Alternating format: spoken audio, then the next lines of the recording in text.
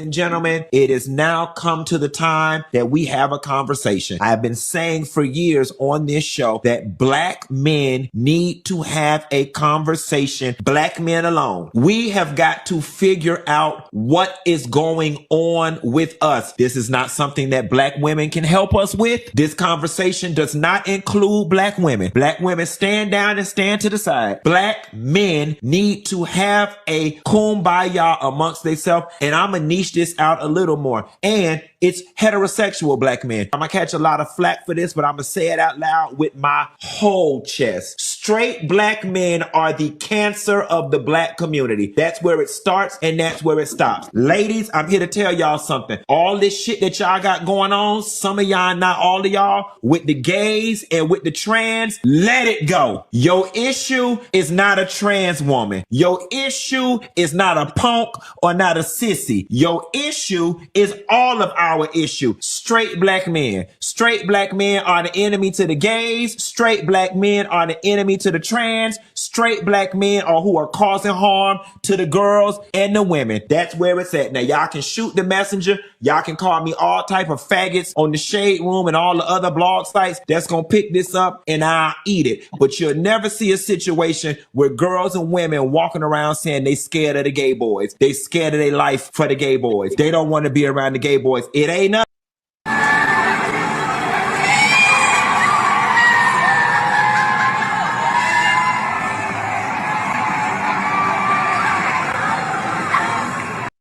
Tasha K, we've been good since Spoon's wedding. Somehow or another, you got a wild hair up your ass and decided, let me pick shit with Funky Dineva. And why? When people can't access you physically, they will try to access your emotions. Try to keep my peace with you. Okay? But Tasha K, I want you to know this, and you can put this on record. Okay? You can put this on record. The next time I publicly see you, I am going to walk up to you and I'm going to slap the shit out of you. And then I'm already just throw my setup and be ready to fight your husband. And the sad part about it is I actually like your husband a lot. I have no problems with your husband.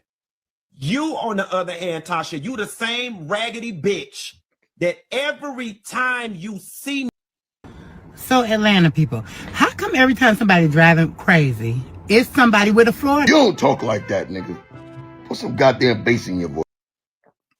Straight black men are a cancer to the black community. Straight black men are the cancer of the black community. Black men are the cancer of the black community. The comment that I dropped was that I agree and reporting for duty.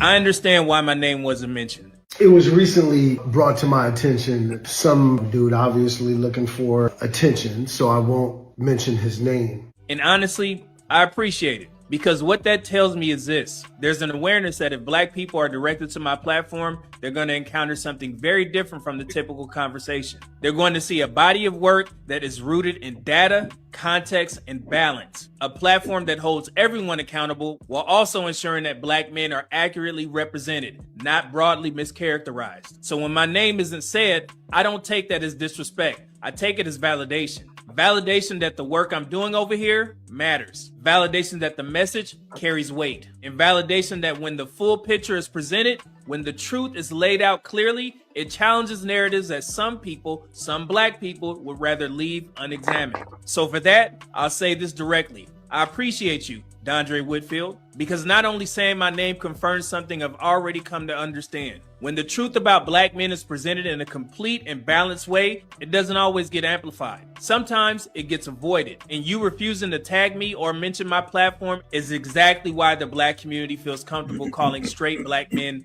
cancerous. Straight black men are the cancer of the black community. I agree and reporting for duty. In what world would any group of people accept being labeled a cancer to their own community? Think about what I'm saying here. What rational person hears that and agrees with it, and yet somehow it gets normalized in the black community? Go figure. Straight black men are the cancer of the black community. Because accepting language like that and encouraging others to accept it, that's absolutely not progress. In fact, it's embarrassing. It's embarrassing to black men. It's embarrassing to black leaders, black fathers, black sons. The word cancer is not casual language. From a real world standpoint, especially from someone with the background in health and dealing with cancer within my own family, that is a very serious term. Cancer represents something destructive, something invasive, something that needs to be removed. So when you apply that label to a group of men, your own black men, you are not making a critique. You are making a dehumanizing statement, and I'm not here for that. I don't trust most black leaders to speak on the behalf of black men because too many of you don't know black men. Too many of you are afraid to look at the facts and the statistics to see what your fellow black men are doing. That's why I don't trust you all.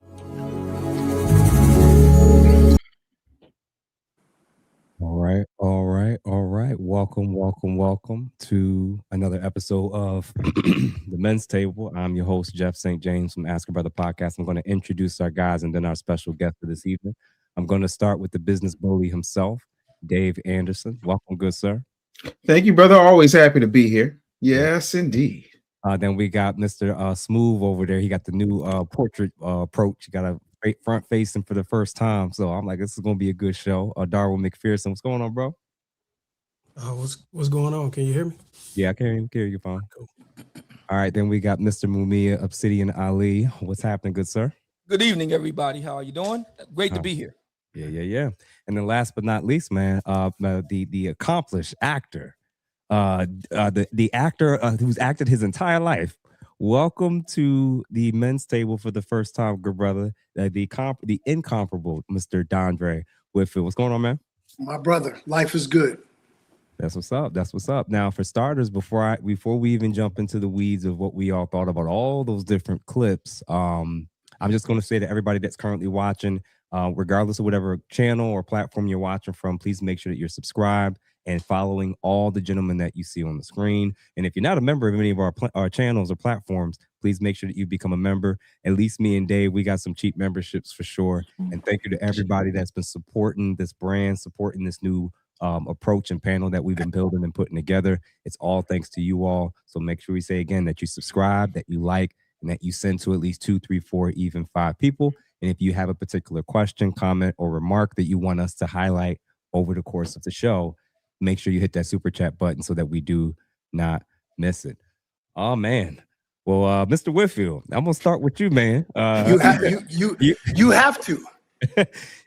So it was wild for me to see that initial video from what's his name, Funky Dineva. Funky Dineva. Yeah, Funky Dineva. And I had a lot of competing thoughts in my head about why he narrowed down so specifically on black men being described as a cancer in the community when I think about all the different issues that's contributing. And then I was even more shocked when I looked down in the comments and saw that you was checking in. So I was like, man, I can't wait to hear this brother's response. I knew you was going to have one after, because I knew. Yeah. So for you, when you first saw that, how did you take it to warrant that reaction, and why did you do a follow-up, more fleshed out explanation? Yeah. So first, what we have to be able to define certain terms. In my book, Male versus Man, I talk about how males look to be served while men look to be of service. And unfortunately, not very many people understand the difference between those two. But we have to be able to understand where people are coming from. Just because someone says something doesn't mean they actually mean what they say. Many people speak this language, but very few people have command of it. So when he made that statement, I understood exactly what he was talking about.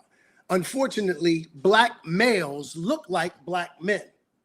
Why? They got hair on their face, they got pecs, They seem to carry themselves in a certain manner. They got the same physiques, but we are two completely different people.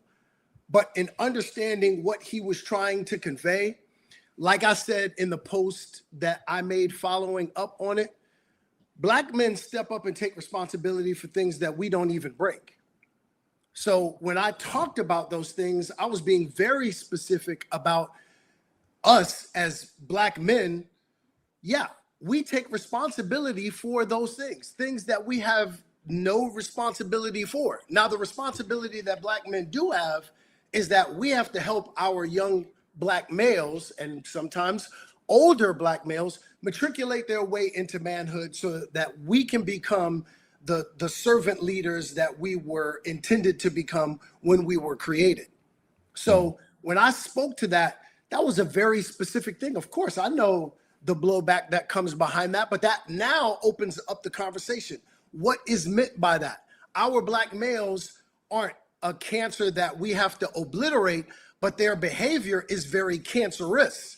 That cancerous behavior kills so many things that are inside our community. It harms our women, it harms our children. So no, we don't have to annihilate our Black males, but what we have to do is we have to annihilate the behaviors that are cancerous to our community. And how do we do that? Again, giving them information and instruction that allows them to matriculate into manhood. Because Black men aren't the cancer of our community. We are the canteen of our community. Our community is dehydrated of manhood. And that manhood is the thing that resuscitates and restores our community. So when I said, yep, reporting for duty, it was because that's what men do. We report for duty in order to take responsibility for things, even the things that we aren't responsible for. I definitely want to know everybody's thoughts on even the response and explanation from Dondré, Mr. Whitfield. I think I want to start with Mr. McPherson first.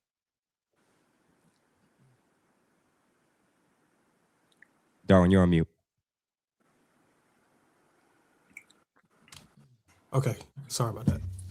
So I guess my only question. So whenever I hear stuff like this, I got a lot of questions because some of these clips they move so fast, you don't get a lot of context. Rarely do people elaborate because the algorithm is best suited for videos within 120 seconds. So one of the questions I had, and I think I posed it to Mr. Whitfield, if I can, when you say it's the behavior that is cancerous, which is worse, the cancer itself or the author or the person who orchestrates the cancer? Well, your cancerous behavior can be determined or deemed a cancer to those who are falling prey to it or falling victim to it. So those are really semantics. What we're really talking about are behaviors that harm our women or that harm our children. And really that comes on a number of different levels, right? So if a young brother doesn't have a navigation system in a man that gives him the kind of information and instruction that he needs in order to comport himself in a specific way that helps our community be what it's supposed to be, then those behaviors can be quite harmful. And so subsequently, those kinds of behaviors can be cancerous. And to some people who endure it, it can be deemed as a cancer. So what we're really talking about is one and the same. So is the navigation system already given, or is that something that had to be passed down? Is that something that got to be trained or educated or conditioned? It has to be trained. There are a bunch of us. So right. So my point is, if we're sending Black men out or young boys, because I would argue that it starts before they become a man. If we're sending them out into the community, out in society, to interact with women who are calling these men or whatever that is calling these men cancers, you're sending them out without the navigation system. How do we penalize somebody who is mal-equipped? Shouldn't we also, throw in the responsibility of those who are responsible for those young boys? Yeah, but it's interesting. My father went to prison. My father kidnapped me when I was 6 years old.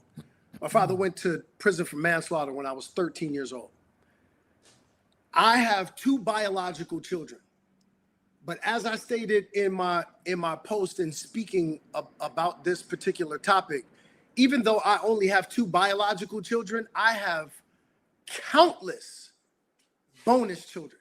And many of those children are young males who didn't have a navigation system because they were fatherless. And that's not their fault. So again, as I said earlier, men take responsibility for things that they didn't even break.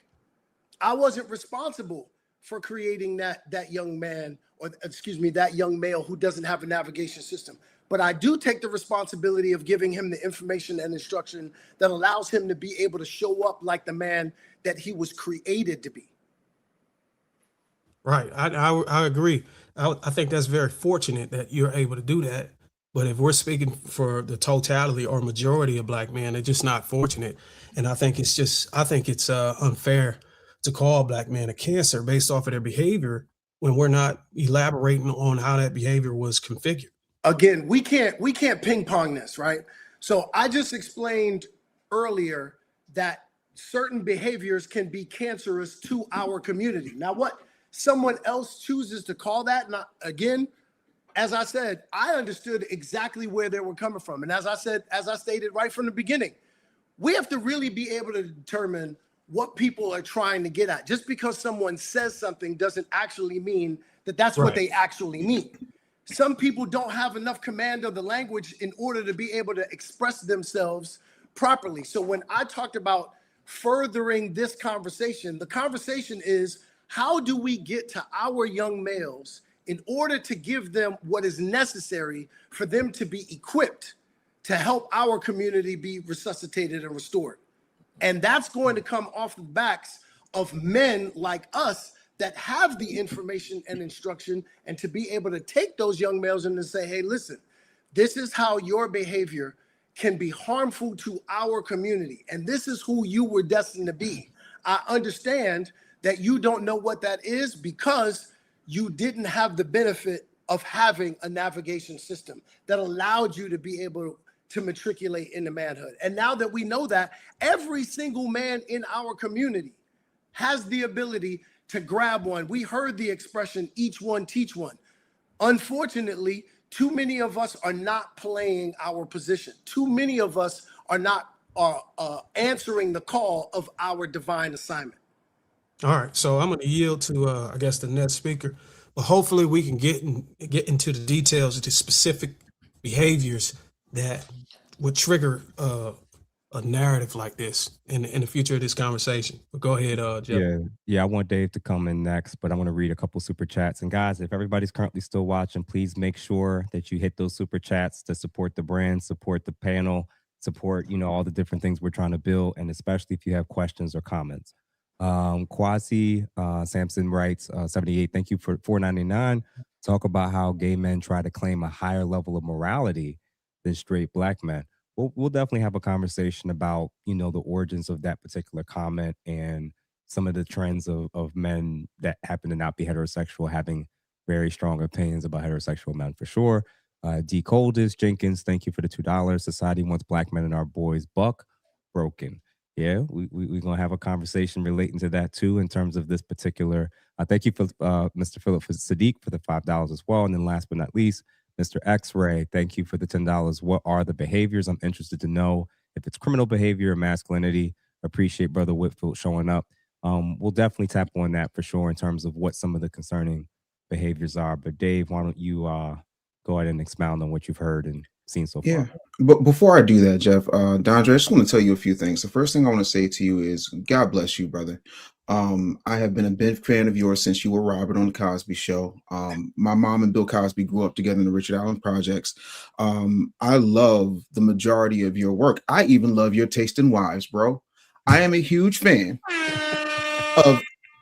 Respectfully, I'm a married man. Like, people tell me my wife is beautiful all the time. What I'm saying is, see, that's the problem, Jeff. You and these sound effects, we're going to stop being disrespectful. We're going to have a nice, clean, orderly conversation. Sally Richardson Whitfield is one of the best directors, one of the best actresses, and one of the most dominant women in Hollywood, but people don't give her flowers because y'all keep going, damn, she fine. I saw her in Posse.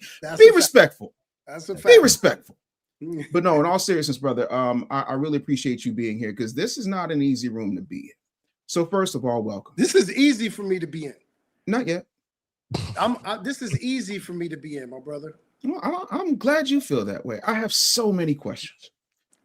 The first thing I want to ask you is when you saw that particular clip of Funky Dineva contradicting himself after saying that black men are the cancer and the sissies, and his words, not mine, the sissies and the gay boys are not black women's problem, but he goes on to physically threaten, demean, and degrade a black broadcaster by calling her all types of raggedy bitches and then saying that he is going to slap her when he sees her and then square up and fight her husband.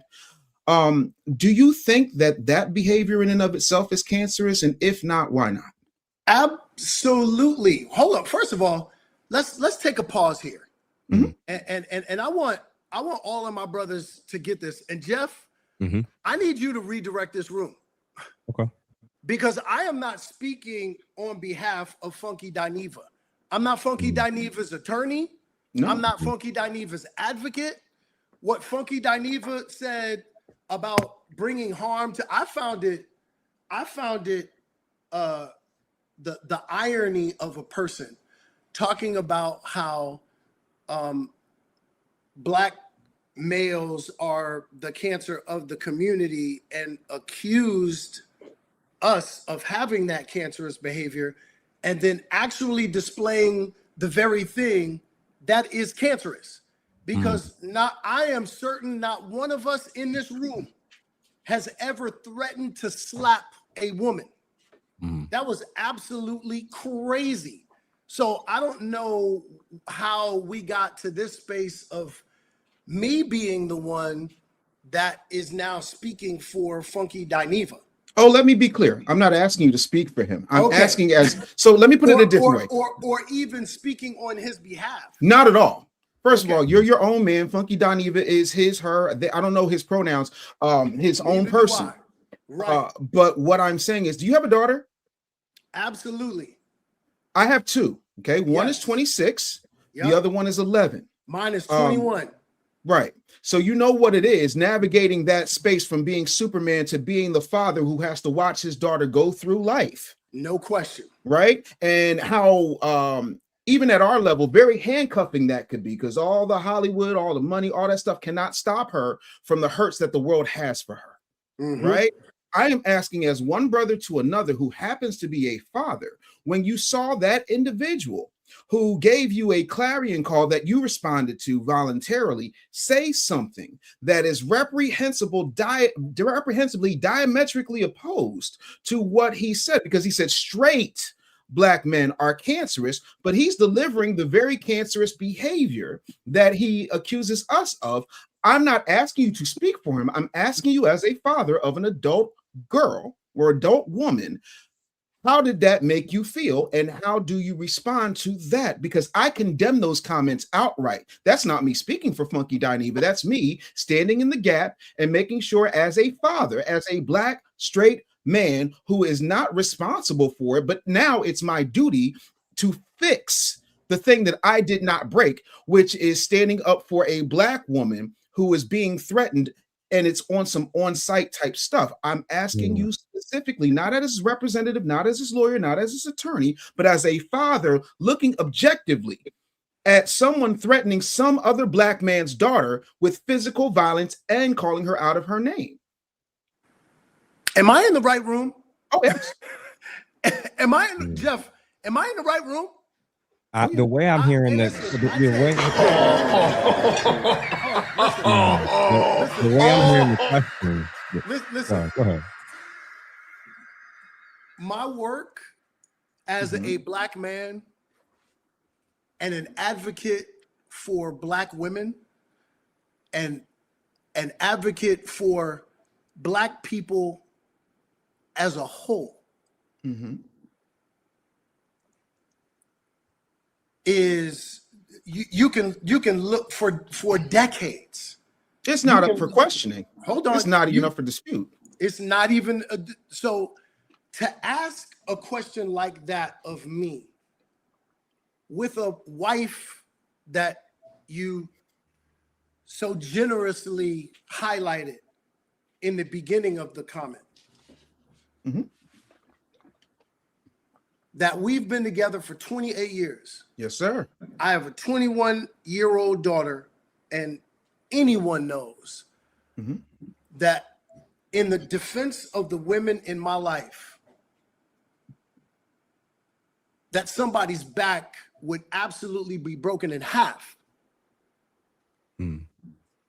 if they even thought about threatening a woman in my life. That kind of question, I take great offense to. Let me just say this. Okay. But to answer your question, I was more than offended by that comment. And absolutely, his behavior was beyond cancerous. And like I said earlier, I thought it was quite ironic that the person who started the question about straight black men would then go on to do what he did. So emphatically, let everyone be clear about that. And I hope that the conversation gets redirected or repositioned, because I really don't understand why that question would even be posed based on what my stance has been about black women and the black community. I'm very confused by it. It's not. I think there's a disconnect in the question in and of itself and how you're receiving it. So I apologize. Let me be clear. What I'm saying is, right, this individual, it's kind of like if somebody, like, I'll give you an example. When I was 561 pounds, I wasn't telling people, go work out. I went and did the work before I gave anybody any weight loss advice. If an individual gets on God's internet and says, hey, straight black men are a problem, and then there is a clip of him being the very problem, and he's not straight, but he is a black man. And the same way that you took it upon yourself, and again, I'm not holding you responsible for what he said. Let me be clear. All I'm saying is I can divorce myself from somebody's negative comments, which are extremely harmful, poisonous, cancerous to straight black men who are doing the work, who are standing in the gap. I can say, Funky Dineva may have a point, but on this particular issue, I condemn it. That doesn't have anything to do with your countless decades of work, your dedication, your fatherhood, your manhood, your husbandry. Absolutely not. I'm saying on the record, for people who have asked us en masse through our DMs, through our emails, through our private messages and our phone conversations, because they knew you were going to be here, are you going to be as emphatic in your condemnation of those particular hurtful, cancerous comments as you were when you were reporting for duty? That's not even the crux of the conversation, but I want to get that out of the way so we can have the real conversation. Let's also take into account for God's internet. Timing. These comments made by him are quite fresh. I didn't make my post with regard to what was said on the same day that he made his post. I often don't. There are often 1 or 2 days when something breaks before I actually post a response, a retort, a reaction. So I want everyone to be quite clear about what timing is. And again, I think it also speaks to what men do. A lot of people who lack manhood simply react. Certainly. Before they think. Certainly. And get clear about creating a response. And so when you hear a response from me, that usually means that I have great clarity about what that situation is before a response is posted, because I'm not a boy. Boys react. So we have to be very clear about what those things are, and be clear about how we're supposed to maneuver ourselves on God's internet. I agree. I want to just a couple super chats, and then I'm going to give my thoughts in response to everybody, including you, Mr. Dondré. Perception is reality. At my high school campus, I teach at the old school. Brothers had to take a step back on some things. LGBTQ brothers, I feel, have more pull on the campus. Interesting. And he says, what's your thoughts on Black men who have been mentors and teachers and are burnt out, feeling the hard work isn't paying off in the community? Man, that's definitely something I think we're going to touch on, because I've been there and I've kind of seen that as well. And then last but not least, and appreciate the others who have also given as well. And then Mr. Tristan Smith, agreeing with the Bent Risk Coalition is wild work. It's bad enough we get disingenuous hate from the real sisters, but now it's coming from the Sado sisters as well. We can't tolerate it. Man, I'm going to give you my thoughts, because I actually, especially hearing you explain it more and watching that original clip that you put out in the response, and then seeing how you've been responding to Darwin and Dave so far, it makes sense to me. You're looking at it through a line of consistency, right? He does something wrong, you think that's cancerous. When we do something wrong, you think that it's cancerous. So in your world, yeah. So that helps me a lot. I think the issue was, for me, gynocentrism, for the audience and people that's watching, it's something that we discuss a lot about. A lot of even men don't know examples and the effects of gynocentrism until somebody points it out. And I think, what's the name? Funky Dineva. Yeah, Dineva's initial comment, his initial remark that Black men are the cancer of the community. Straight Black men are the cancer of the community. If you wanted to know potentially whether or not the reason why maybe many of us were so accepting of that statement, or just being like, that's fine, and whether or not that's coming from an objective place or maybe leaning more in a gynocentric mindset, is if you took out straight Black men and you left the sentence alone and you put in gay men, a lot of the same people that said that they were fine with the statement about straight Black men being the cancer of the Black community, if someone was to say out loud, Black women are the cancer of the Black community, if they said gay men are the cancer of the Black community, do we know and fully understand that the reaction and response from the people that overwhelmingly was fine with it being said towards our direction would have had the opposite reaction and response? And the reason why is because they would have seen that as dehumanizing if it applied to gay men or women.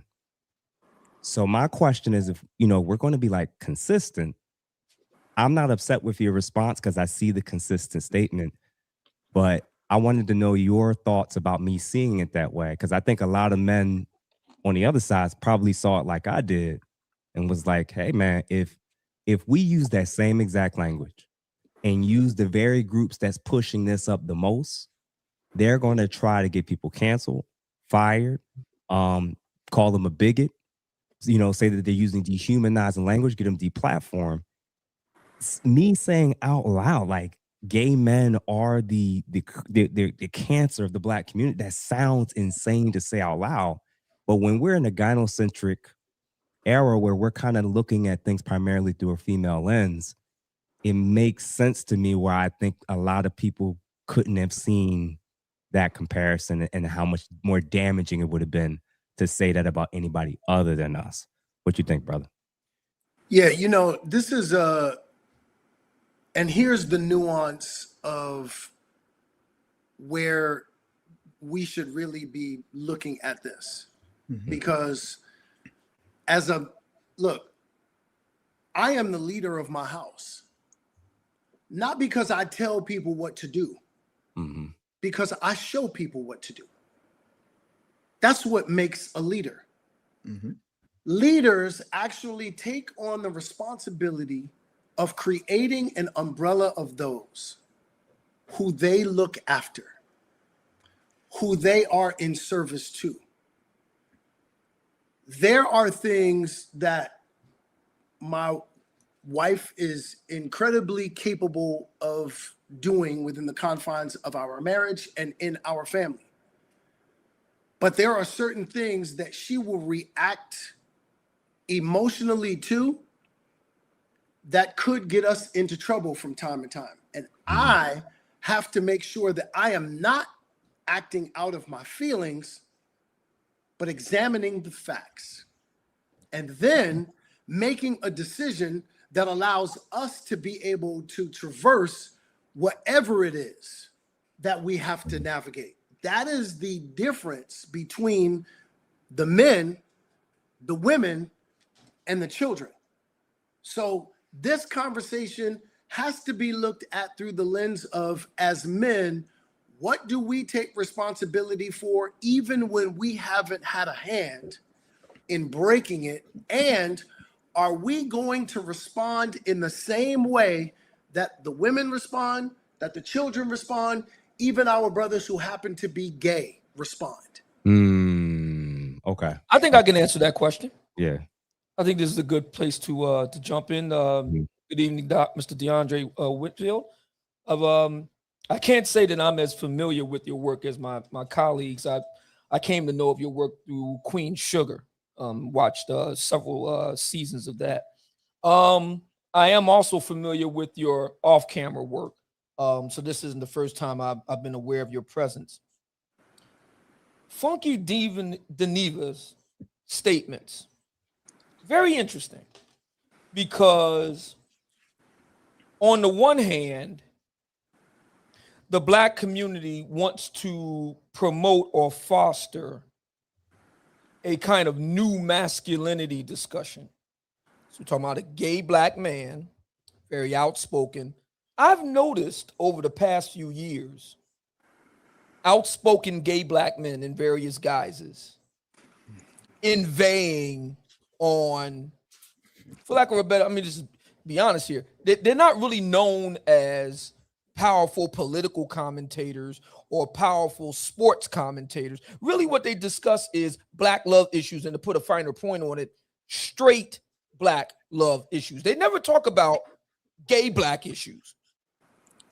They never talk about lesbian Black issues. They only talk about straight Black issues. Now that's interesting to me. Why only straight Black men? Why don't they talk about gay Black men? Gay Black men don't have issues in love issues. They don't. Well, as it turns out, I'm asking a rhetorical question. They don't. We know that when we look at gay marriage, lesbian marriage, straight marriage, that the least domestic violence, the least infidelity, the least divorce is actually among gay male couples. So it makes sense. You're not going to get much clicks and views talking about gay Black issues because, to be brutally frank, there's nothing to talk about. There's no drama. There's no fighting. There's none of this stuff. And if you talk about lesbian marriages that have the highest divorce rates, the highest infidelity rates, the highest domestic violence rates, you just might get canceled. You just might get canceled. So it's easy to talk about straight Black marriages, the down low, grifting off of Black women's fears about the down low. There are actually Black gay men who make their daily bread ginning up fears of Black women about down low Black men. That is some nasty work. So the fact that we're here right now, rolling off the lead of a Black man talking about other black men being a cancer while at the same time threatening with violence a black woman, and we're supposed to answer the call to that? Seriously? You know, I represent an alternative black masculine community too. It's called the Black Manosphere. And we brothers uphold ourselves to a code. In 5 years of operation, no domestic violence, no violence of any kind, none of it. And so I say to Mr. Funky Dineva and anyone else who finds themselves in league with that, simply this. Why does he care so much about what goes on between black men and black women, given that he's a gay black man? And he needs to answer that question honestly. Why does it matter so much? Why do these gay black men care so much about what straight black people are doing? Don't they have enough going on between them own selves? They need to answer that question honestly. Yeah, I'll leave it there. Yeah, and now that I've heard everybody have a little bit of, you know, different back and forth and my own thoughts listening to Mr. Whitfield, and now we can actually get into reacting and responding to things in general. Although I, you know, obviously disagree, and like I said, I do think that that language does appear to be something that's uniquely acceptable for heterosexual men. I understand your argument that we're built to take that in a way that everybody else on the other side can. And I actually get and understand that for sure. I wanted to show, before we touch on the next question I wanted to throw out to each of you guys about, which is, how can black men actually step up to protect a lot of the community that kind of has this type of attitude where they feel like black men are untrustworthy, they don't want to listen, follow directions, receive feedback from black men about almost anything. How do you actually lead and protect people that don't want to be led and don't want to receive feedback? But when I wanted to show real quick, this was at my wedding, and this was actually my side of the wedding party. And two of the gentlemen in this picture alongside of me were actually gay friends of mine that I've had since I was, for over 20 years, since I was a freshman in high school, along with the ladies. So I'm obviously very progressive. I could have guys, girls on my side. These are the people I've known almost my whole life. And like I said before, they're both openly out and open gay. So this was like a strange subject matter for me, because I deal with a world of gay people where they can definitely understand a visceral, nasty, misandrous attitude that's kind of just out there towards straight black men. And, you know, I'm like, I think we all can kind of sense and acknowledge that that's happening for black women too. But I still think it's new territory when it comes to these questions about, how do black men lead? Why are they so far behind? Why are we the bottom of the rung as far in our community's eyes and the world's eyes? We're the bottom of the rung of a lot of things. I'm going to play this clip, and then I want us to answer that question. How can black men actually protect women? So if men don't like hoes, can somebody explain to me what's going on here? Her chart looks exactly like the same chart I'm seeing people pass around the Megan Thee Stallion one. Yeah, I don't see anybody going up to Travis Kelce calling him a simp. I don't see nobody talking about Travis Kelce asking them, why did he propose to a ran-through woman? Ran-through cat is ran-through cat. When Taylor Swift got proposed to by Travis Kelce, why didn't white men go around making a graph like this of Taylor Swift? No other group of women gets disrespected by their own community on this scale the way black women do, and y'all wonder why black women act the way they act. So now notice she said ran through cat is ran through cat. She specified that because she knows that Taylor Swift does not behave like Meg Thee Stallion. She knows that Taylor Swift does not behave like Meg Thee Stallion. Presentation is everything. And so what black women believe is that their presentation is good no matter how bad it is. So what Amber is saying is that get married. In other words, black women should be able to get because men want hoes. Now keep in mind, I'll say this again, black men have asked black women to fix their mouth and they've said no. Black men have asked black women to fix their attitude and they said no. Black men have asked black women to stop wearing someone else's hair and they said no. But now Amber is saying, but because men, including black men, want hoes, then we'll oblige that. We won't listen to nothing else, but we'll be hoes. Isn't that convenient? How convenient is that?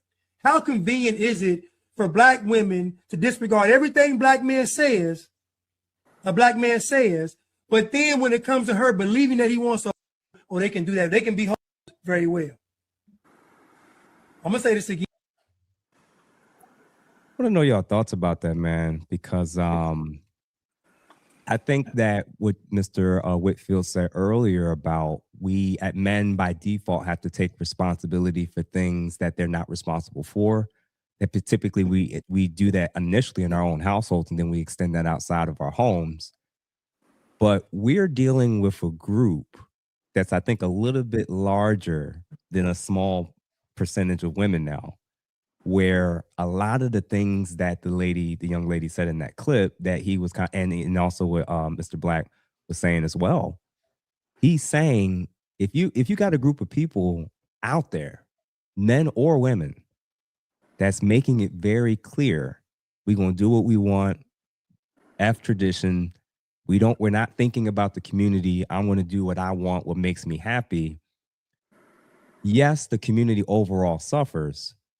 But how do you lead and protect people with that mindset? This is open style popcorn. Anybody can jump in. I think to ask the question is to answer it, right? What you mean? I don't think you have a responsibility to lead anybody who's not willing to look at you as their leader or listen to you. Mm-hmm. I wouldn't ever put myself or sacrifice myself to be a leader or protector of somebody who's going to move by their own beat of their drum and deviate and do whatever it is they want. There's an alarming rate of black women who are intentionally positioning themselves in society to be able to absolve themselves from being led by a man. There's this thing called self-sustainability, careers, financial stability. All of those things are really packaged so that the woman don't have to cooperate.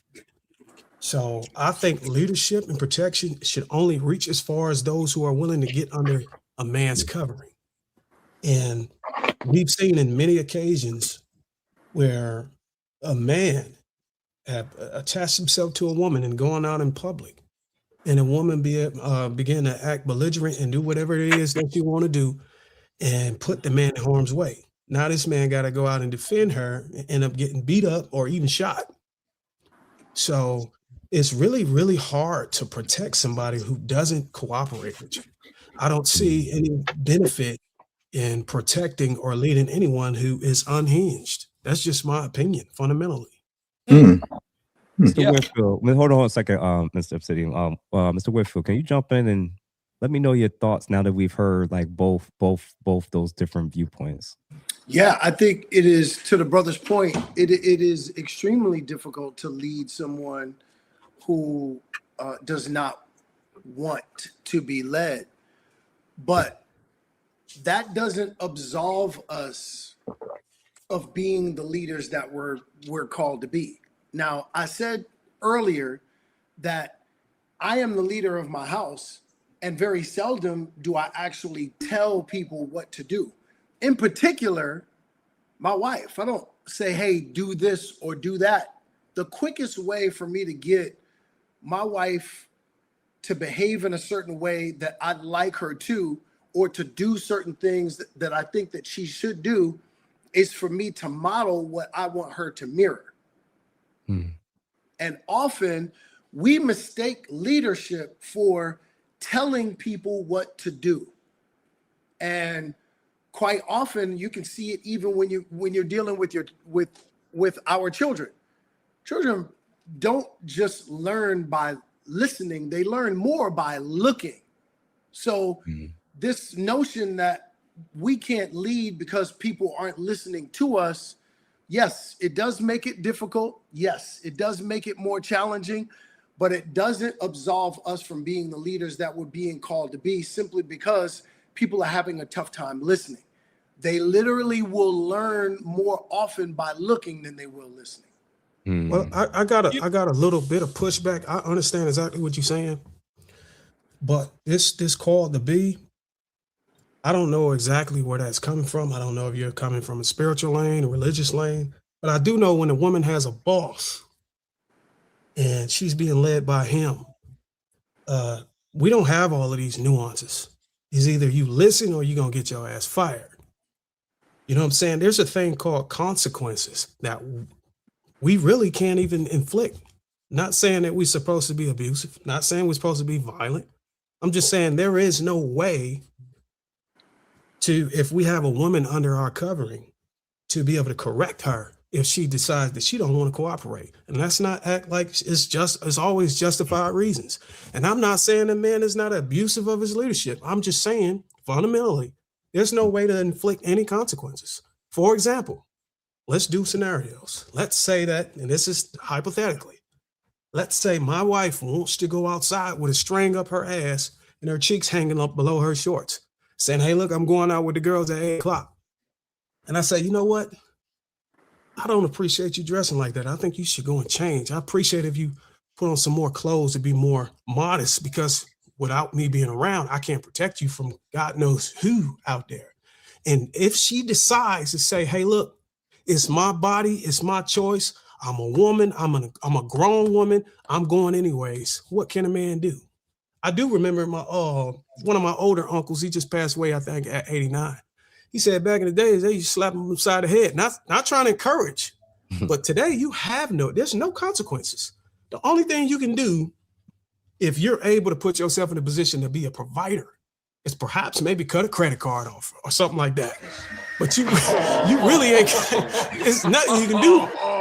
So I'm saying, like, I hear about the calling, but there's something in my mind that's telling me, look, some of that needs to be elaborated, substantiated, so I can get a better understanding, because right now it just sounds like a little BS. No disrespect to you. It sounds like Mission Impossible if they don't want to work with you.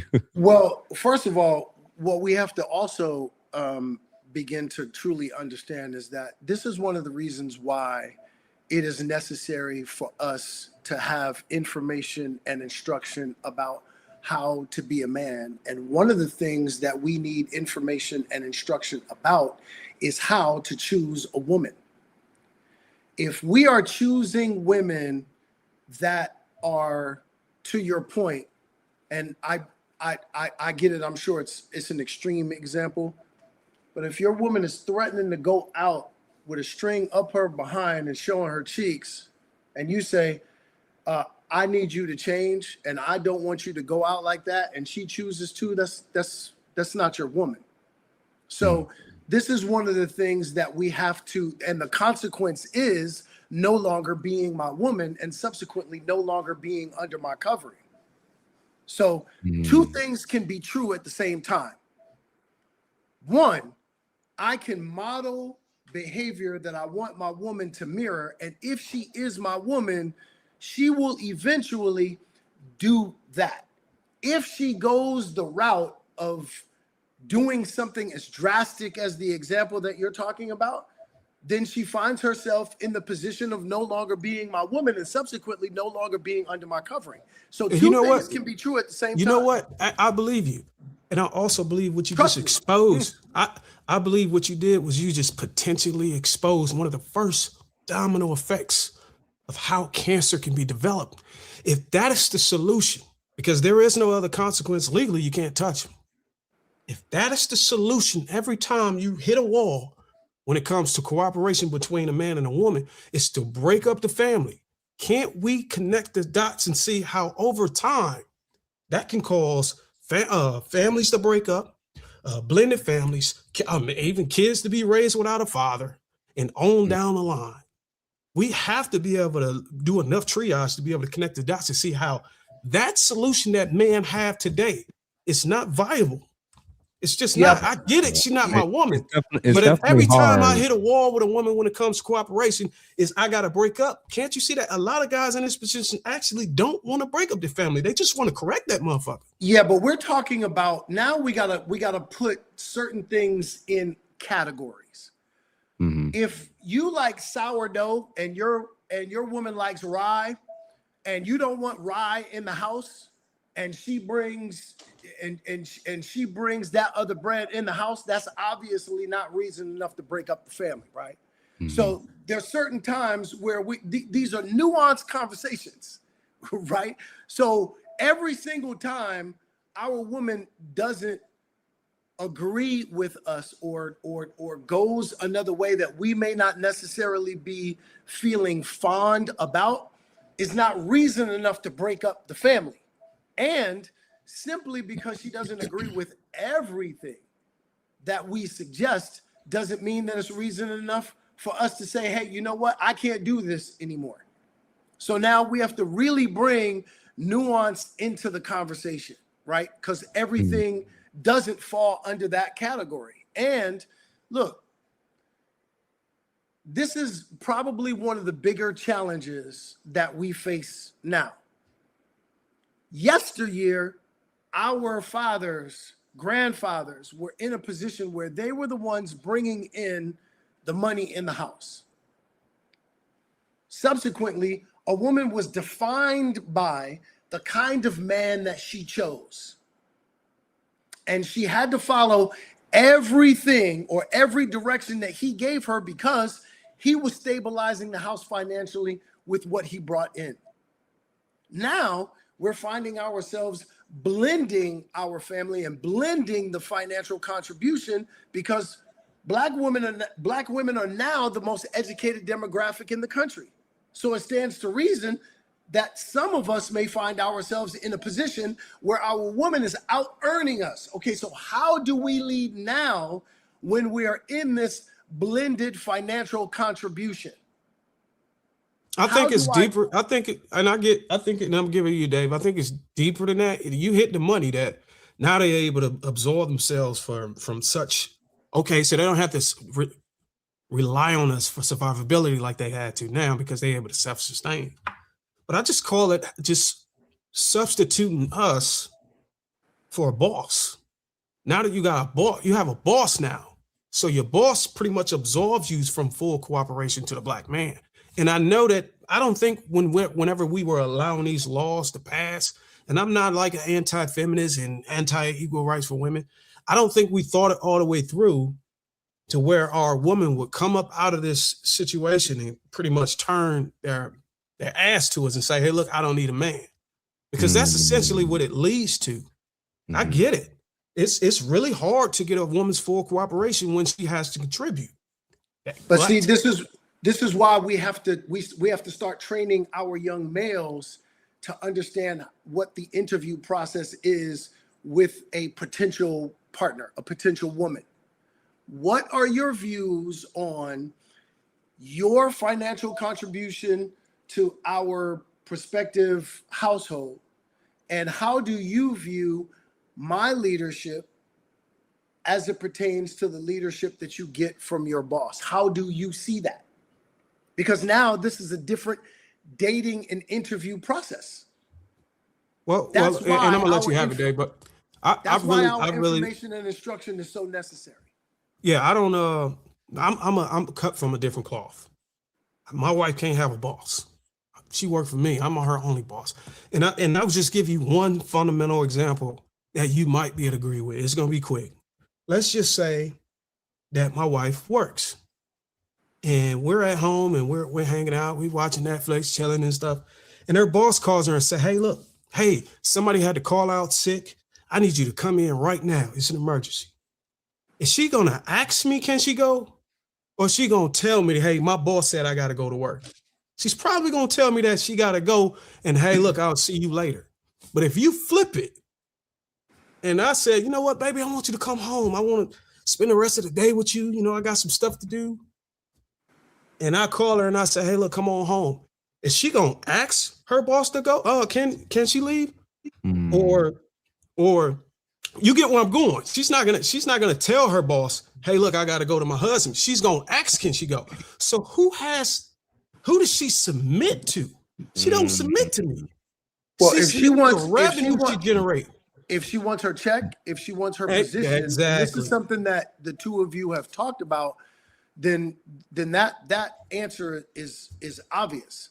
Right. I'm not sure. That's why I'm saying that dynamic wouldn't work for me, because I don't want my wife submitting to another man.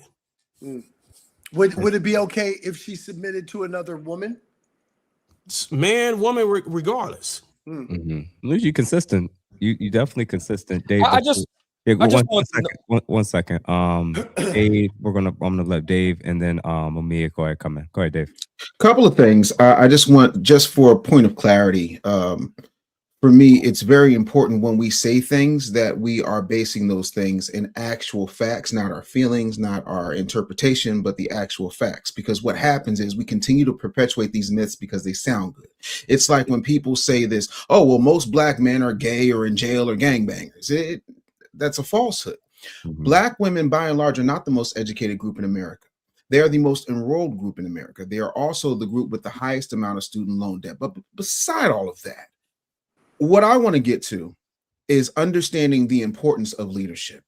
Dondré leads his house, Darwin leads his house, Jeff leads his house, I lead my house, and our wives, I know, submit to that leadership. Unfortunately for us, right here, statistically speaking, as 1, 2, 3, 4, 5 versus the community that we have to, your words, not mine, step up to fix that we did not break. When it comes to the majority of the community, and the majority of our women remain unmarried, the majority of our women, especially when you start to get to the ages of 26 to 54, are single mothers. How do you propose we lead that group outside the marital confines? Because like you said, you got thousands of bonus sons. How do we fix the community that statistically since 1965 has run from a matriarchal perspective, basically making our leadership obsolete? How does that exactly work? How do we lead single women in our community? How do we lead if the majority of our community, when we're talking about protecting our women from a leadership perspective, and they are not Sally Richardson Whitfield, Janae Anderson, so on and so forth, how do we lead women that do not submit to our brass ring? Because you said it's our responsibility as men to fix the community. The biggest leader in our community for the past 6 decades have been Black women. The majority of Black women between the ages of 26 and 54 are single mothers, whether they have degrees or not, and they tend to fall under what the CIA proposed when it came to feminism. Gloria Steinem, all this has been documented, have created the whole, you don't need a man, you are a woman first, then you're Black. How do we then, after 6 decades of indoctrination that we did not create, but we now have to fix, how do we fix that if we're not married to all these women? We're not polygamist. And so I'm trying to understand how you see it, because you've taken on the mantle, and I'm very proud of you for this. I'm trying to figure out how I can assist you in this to fix that part of the community that is not our wives. Well, unfortunately, there are certain things that we can't fix but can address. The thing that I'm addressing is the child, because the child is impressionable. So when they see bonus uncle come along and I give them the kind of leadership that they, by the way, all children are begging for it. Certainly. They're begging for it because many of our children are being neglected on many different levels that men can only fill that particular hole, right? So we have to come and we have to fill that. So if that child sees, I'll give you a perfect example. It's a brother friend of mine who passed away a few years ago. Left behind 2 daughters. Every week, I just showed up. Now, my intention was to be a bonus father to these young ladies, but I certainly couldn't tell them that. They wouldn't even receive that because they're still grieving over the loss of their father. But my intention was to be a bonus father. All I did every single week was show up just to take out the garbage cans, to put them on the street. Next day, show up, just bring in the garbage cans. Didn't say anything to anybody. All those two young ladies saw was a bonus father showing up every week to cover them in this small but gigantically significant way. What began to happen after a couple of months was they began to reach out to me, seeking my cover, seeking my advice, seeking my direction. And now we have the kind of relationship that just 2 weeks ago, there was a father and daughter dance that one asked me to be a part of. That is how we fill in the gaps. That's how we address certain situations that need our fixing. So when I said, hey, if I would have gone up and I would have said, hey, listen, you need to have a bonus father, that never would have worked. All I did was show up every single week, just show up. And then eventually they began to say, hey, I know exactly what I need. I need this. And so now what I'm actually going to do is I'm going to actually ask for what I see I clearly need. Okay. And I love that. I do. What I'm trying to get at is, right? So you've been in this industry as long, if not longer than I have, right? You know who controls what. You know who the gatekeepers are. You know who runs absolutely everything. You know who controls our image, and it usually is not us. The last guy who tried to control our image, well, we know what happened to him. What I'm trying to get at is, if we cannot control our messaging in the media because we don't own any of the messaging in the media, if we can not, beyond being a bonus father, which again, I admire you for, but if the majority of the people who are currently in charge of a broken community happen to be this group of women who are unmarried, degreed, and have children, and feel as though they are empowered regardless of whether we exist or not, how do we then, if we're reporting for duty, fix that part of the community, the children notwithstanding? Because there are people every Sunday who find themselves having hedonistic ways and then going to church, hearing a sermon, hearing the call of God, and giving their lives over, because adults can change at any given time.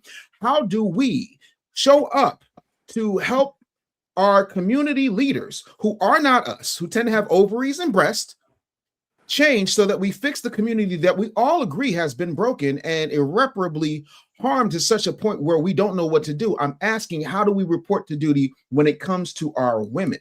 Why do we have to report to our women in order to report for duty?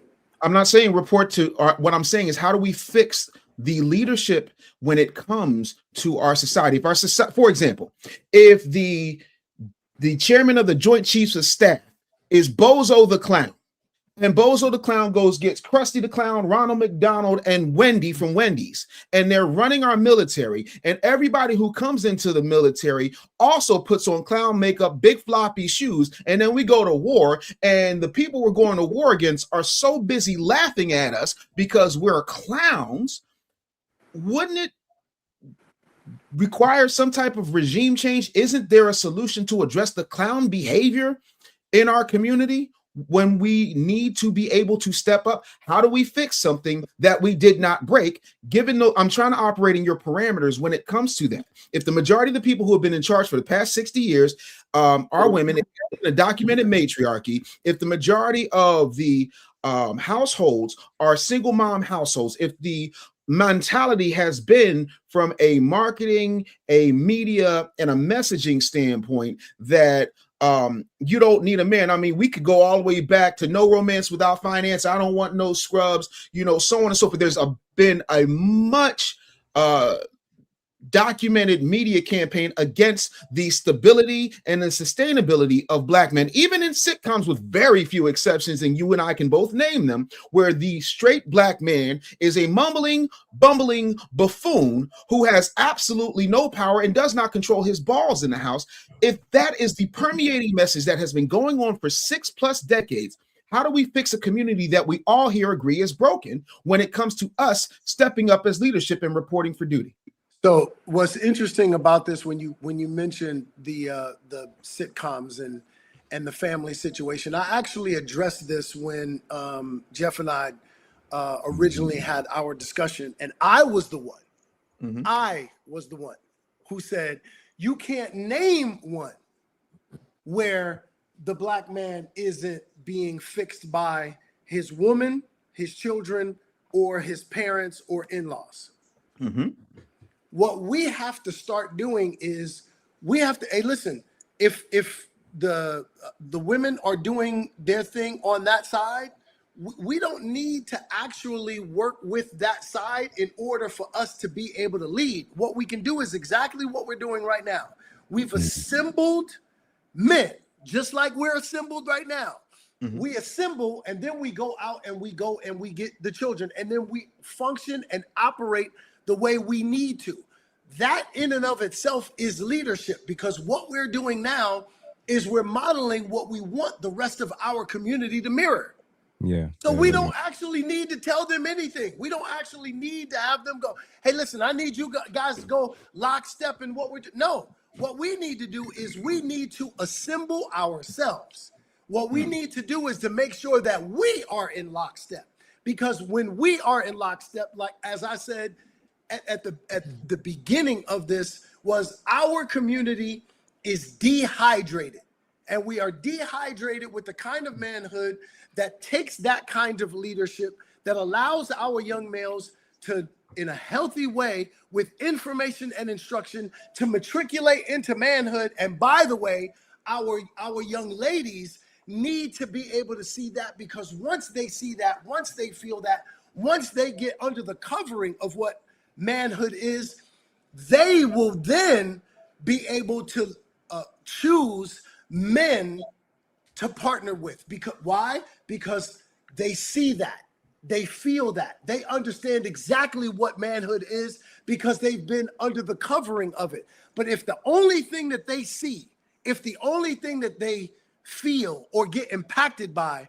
are the males that have that kind of disastrous behavior that hurts, that harms them, that's what their representation of what manhood looks like. And so subsequently, that's actually what they begin to choose. That's actually what they begin to procreate with, because they think that that's what manhood is.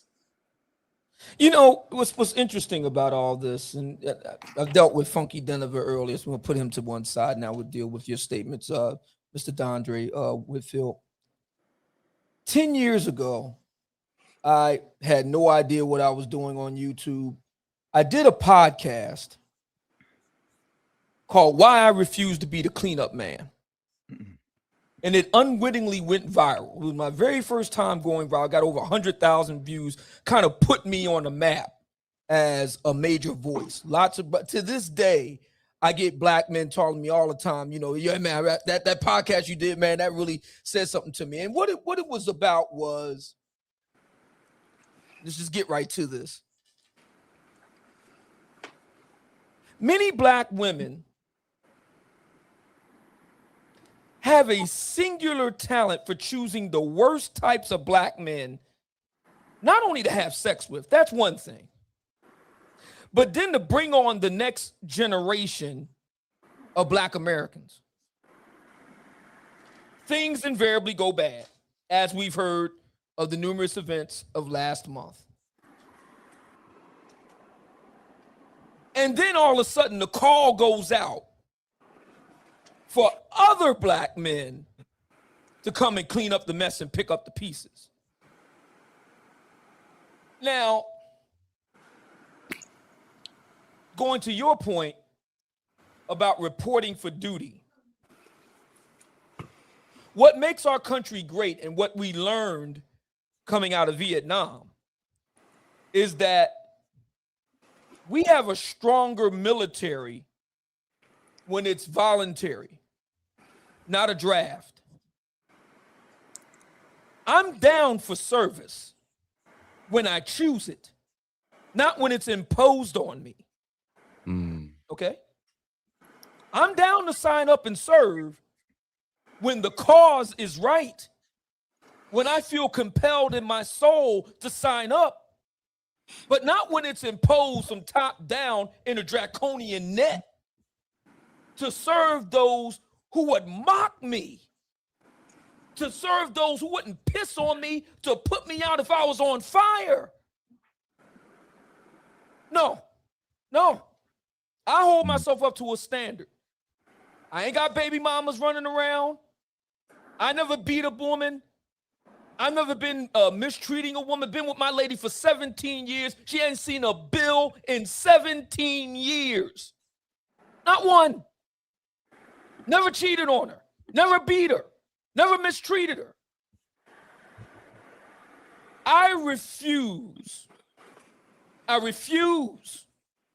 to extend my gentlemanly courtesies, protection, empathy, care, expertise, protection to those who wouldn't put me out on fire, would piss on me to put me out if I was on fire and actively mock me. No, I'm not doing it. I reserve it for ladies, key word there, ladies, not feral females twerking at Kamala's presidential campaign event. I reserve the best of me for women who have proven themselves worthy of it. And I get to make that call. I get to decide who is worthy and who is not. Who will go on a date and who does not. Who will become a wife and who does not. Who gets to get their groceries taken out the car and who does not. I refuse. If this was a draft, I would be Muhammad Ali because I would burn my draft card, sir. Shit. Damn, me, you coming at it like that? That's where it is. I have no problem with every black man has a right to determine what he will do with his life. I will never knock a brother if he chooses to do what Mr. Dondré Whitfield is suggesting. That's his choice, but that's the key word, choice. Look, not draconian drafts. Real quick, I want to hear Dondré's reaction to that because I actually understand it from both sides and it makes sense. If we don't have men that think like Dondré and actually do things beyond their own households, nothing ever will improve. But if we don't have more men that think like Obsidian and Dave and Darwin to a degree, I could see a scenario where men are getting abused, taken advantage of, doing things, overextending themselves for people who don't appreciate it, don't want it. And the image that I cannot get out of my head right now is outside of what we're doing now, which men and women can watch and, they can join the groups and different things that we all have set up for people. I can't get the image out of my head of when I found out about Kevin Samuels dying and seeing how these ladies move. Some, not all ladies, obviously, but a lot of women laughing and joking, famous women too. And then also seeing whenever a black man gets accused of something, it's the instant assumption of guilt when it comes to us from our very own women, because they do the whole sisterhood thing and the Me Too movement. And I'm like, when you got people that don't know you and you don't have a relationship with, saying things online or maybe in your face about seeing you like cancer, believing the woman, in a situation that they don't have any information about, or even laughing or mocking your death in the case if they don't like your messaging of how you talk about these type of topics when Kevin Samuels situation. I understand why I don't think men are being cowards for reevaluating where to extend that leadership to. Dondré, tell me if I'm off. So to Brother Mumia, first I didn't want to interrupt him, but two syllables, Dondré. Dondré, I'm sorry. Yes, sir. My bad. No worries. And look, the truth of the matter is everyone has the right to choose how they show up and if they show up. If my brother if my brother chooses not to show up, then that's on him. As the man that I am, I'm thinking about my grandmother, may she rest in peace. I'm thinking about my father, may he rest in peace. My father didn't have a man, his father, in his life to teach him how to be a man. And so subsequently, he didn't show up as one and couldn't give me the information and instruction about how to matriculate into manhood myself. Mm-hmm. My father would have become a great man had he had that information and instruction. My father would have become a great man had he had someone like me in his life to help give him that information and instruction. So as far as I'm concerned, men show up to resuscitate and restore our community no matter what, because as far as I'm concerned, above and beyond everything, that is my divine assignment. Now look, I am not here to get anyone to come outside their own individual lane. Everybody ain't built for this. Everybody ain't built for this. I'm gonna say it one more time. Everybody ain't built for this. If you choose to stay home and not participate, I salute you. This is how I'm built. And the brothers that I know that I'm in lockstep with, that's how we're built. So if you choose not to do that, by all means, do what you need to do. But there are going to be men that show up in order to do what is necessary to help resuscitate and restore our community. And if that's a bad thing, then that's a bad thing as far as you perceive it. But remember, perception is not reality. Hey, Dondré, first of all, I want to give you your flowers on being a man to step up to actually try to do something, try to make a change. I'm 100% with it. And I think your perspective is based off of what you see the problem is. And maybe, you know what I'm saying, you pushing your energy and inserting yourself into the situation to fix it. You know, that's great. But I do recall you saying we as men need to get ourselves together. You need to fix ourselves, square ourselves. We don't have to collaborate. We don't have to go over there. We don't have to worry about what they're doing. Just like you said, we can come together like this. We can get ourselves together and get the ball rolling. But I think where I kind of lost it, and maybe you can kind of reconnect it for me, is you stated when we do that, you know, at some point the women, you know, they'll get in line. You know, at some point it'll have an impact on their discernment, because then they'll know what type of man to get covering from. I wholeheartedly understand that. But based off of my own expertise, you probably don't know me. Most definitely don't. I had a small channel. But over a course of maybe 1,000, maybe 1,500 hours of working and consultations and stuff, I discovered that the women, specifically Black women in this case, are targeting a fraction of men, and they're ignoring a great deal of men who would actually be suitable for the relationships. So if I told you that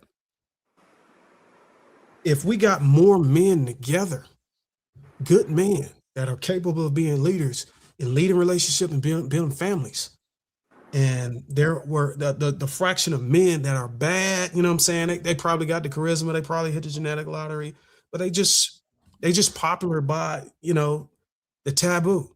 I would say that women would that fraction would shrink, but the women would still target them. I have not figured out in my line of work how to undo that. I don't know. I wouldn't call it hypergamy because it wasn't a status thing. It's just that these guys have the charisma, they have the charm. Then you got a group of men that are good men. They're just socially awkward. They might not have the height, they might not, it might be out of touch in other things, but they're good men. The women, they're just not going to go for those guys. So I don't think it'll have the significant impact on their discernment as you think, but I'm willing to have the conversation and figure out how we can connect it. Yeah, it's so interesting. When I grew up in Brooklyn, what was taught to me about what manhood was actually the metrics of masculinity and not necessarily the metrics of manhood. But it was presented as the metrics of manhood. And that was the 3 P's: paper, pecs, and penis. So we were taught, how much money do you make? How much paper do you get? Pecs, how strong are you? Can you fight? Penis, how many women have you slept with? Those were presented as the metrics of manhood, and really, they amounted to the metrics of masculinity. Now, can masculinity be a part of manhood? Well, we all know the answer to that question. Absolutely. But the metrics of those things, which really amount to the metrics of masculinity, have not only been presented to us, they've also been presented to many of the women in our community. So subsequently, they have learned that those are the metrics to manhood also. And subsequently, they begin choosing guys who are drenched in those 3 areas. So when I talk about us getting ourselves together in order to fix our community, when we fix ourselves, we also begin to fix what the metrics of manhood look like, not just to our brothers, but to our sisters also. And so slowly but surely, those things will begin to make a turn. Is that going to happen tomorrow? Absolutely not. Look, it didn't take one day for us to be broken. It's not going to take one day for us to be fixed. So it sounds like you're hitting it like a regime change type thing, like Dave Anderson kind of stated when he was talking about military. And absolutely. But just a quick question. If we're talking about influence and impact, which would probably be significant in this situation, in order to be able to get people to maybe part away from the direction they're going to go in a different direction, is it safe to say that in 2026, that if 2 candidates was positioning themselves to be the activists? I'm sorry, if 2 what? 2 candidates. Okay. Were positioning themselves to be the activists or the face of the Black community to lead our people, or let's just say our women, because we got to try to, let's just say our women. Do you think that they would walk behind today's Dr. Martin Luther King or Megan Thee Stallion? Being honest. Who would our women walk behind? This is a good question. So watch this. I wrote a book called Male versus Man, right? And I talked about how males look to be served while men look to be of service. So if we can talk about how we have Black males and Black men, we can also talk about the fact that we have Black females and Black women. That's true. That's true. Continue, keep it going. Keep it going. I like that. Continue it. So if Black males look to be served, what do Black females look to be? To be served. Yeah, that's a serve. Yeah. A Black woman, if a Black man is one who looks to be of service, what is a Black woman? One who looks to be of service. So yes, you are going to have Black females following those that are of a ratchet nature, but the Black women are going to follow behind those that are looking to be of service because they too are looking to be of service.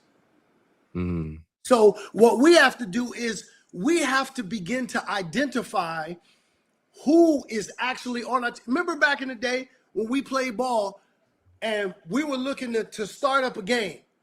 What did we do? We chose teams. I got.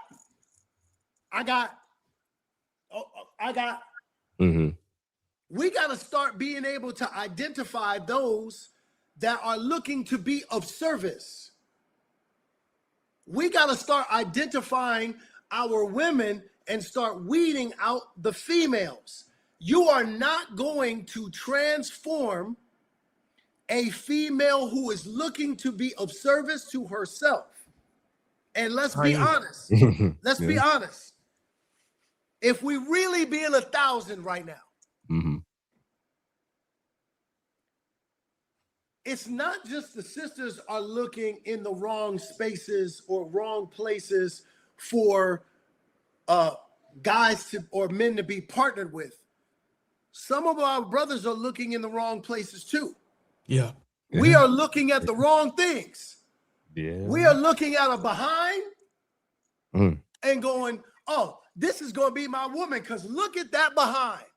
You know what? You right. But Dondré, it's just quickly. It's not against your brand to go on the record and actually choose whether it's my Dr. Martin or Megan Thee Stallion. I don't want to get you in trouble now. I'm good. And listen.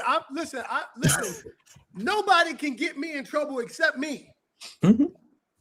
So I'm good. That's why I said. Yeah, I don't want nobody clipping it up. He said that we'll follow Megan Thee Stallion. That's why I said to Brother Dave, if you remember in the very beginning, he was like, very comfortable. I said, brother, I'm comfortable. I'm good. I know exactly where I stand at all times. I'm good. We got to start making sure that we teach each other what. This is why it's so important for us to receive information and instruction about what we should be looking for as men in a partner. Yeah. Certainly. We can't just look for the fatty. We can't just look for it in that way because that's what we were taught. We were like, oh man, look at that right there. Okay, now I'm going to attempt to build a family behind that right there. And the truth of the matter is, you know what that's the equivalent of? If we were looking to buy a vehicle, you go out, you look for this vehicle. It's a used car, and you go out and you look at this car, and the paint job is beautiful. Right. You open up the door, leather seats, it's immaculate. And then you say, all right, man, this right here, this is the vehicle for me. And you go and you pay the money that is being asked for you to purchase that vehicle. What's the critical mistake that you made? You didn't look at the Carfax. You didn't look under the hood. The only thing that is important in being able to choose that vehicle is to understand whether that vehicle gets you from point A to point B. Absolutely. Don't fall for the paint job and don't fall for the leather seats. Does this vehicle function the way it's supposed to function? Now, there are people that say, are you comparing a car to a woman? A woman? No, I'm comparing. It's a metaphor. It is a metaphor because in actuality, my woman is actually, along with myself, we now make up the vehicle that allows us to get our family from point A to point B. I know who I am as a man, but now I got to make sure that my woman actually functions in the way that complements everything that I have in order for us to function as the vehicle that gets our family from point A to point B. That's how we stabilize a family. And truth be told, too many of us are making the wrong decisions based on aesthetics. Absolutely. Based on the paint job and the leather seats. Brother, I've been there. I've been there. Listen. Go ahead. But we got to be on earth, okay? When I was 17 years old, I met my wife. And when I saw my wife,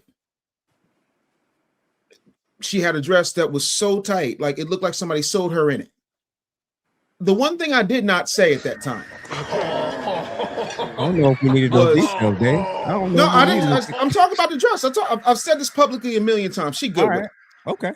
The one thing I did not do was say, "Oh my God, look at the morals on that girl." It's important. I'm sorry. That's what gets you on the lot. The problem is, I've seen all of your women. Ain't none of them unattractive.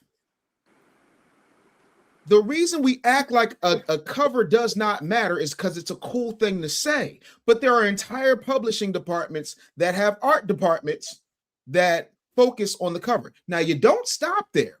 But the truth of the matter is, we live in a world where, if we're going to continue the car metaphor, the majority of the cars out here look good, but they're all lemons. How do we stop the lemons from coming off the lot in mass? Because you and I all know, everybody in here all knows, if I'm wrong, please correct me. The majority of the people out here are females and beta male simp manginas. So how do we stop the lemons, the sloppy jalopies, the ones that have the odometer rolled all the way back, getting all of their miles falsely accused, meaning that their numbers have been grossly misrepresented when they all look so good?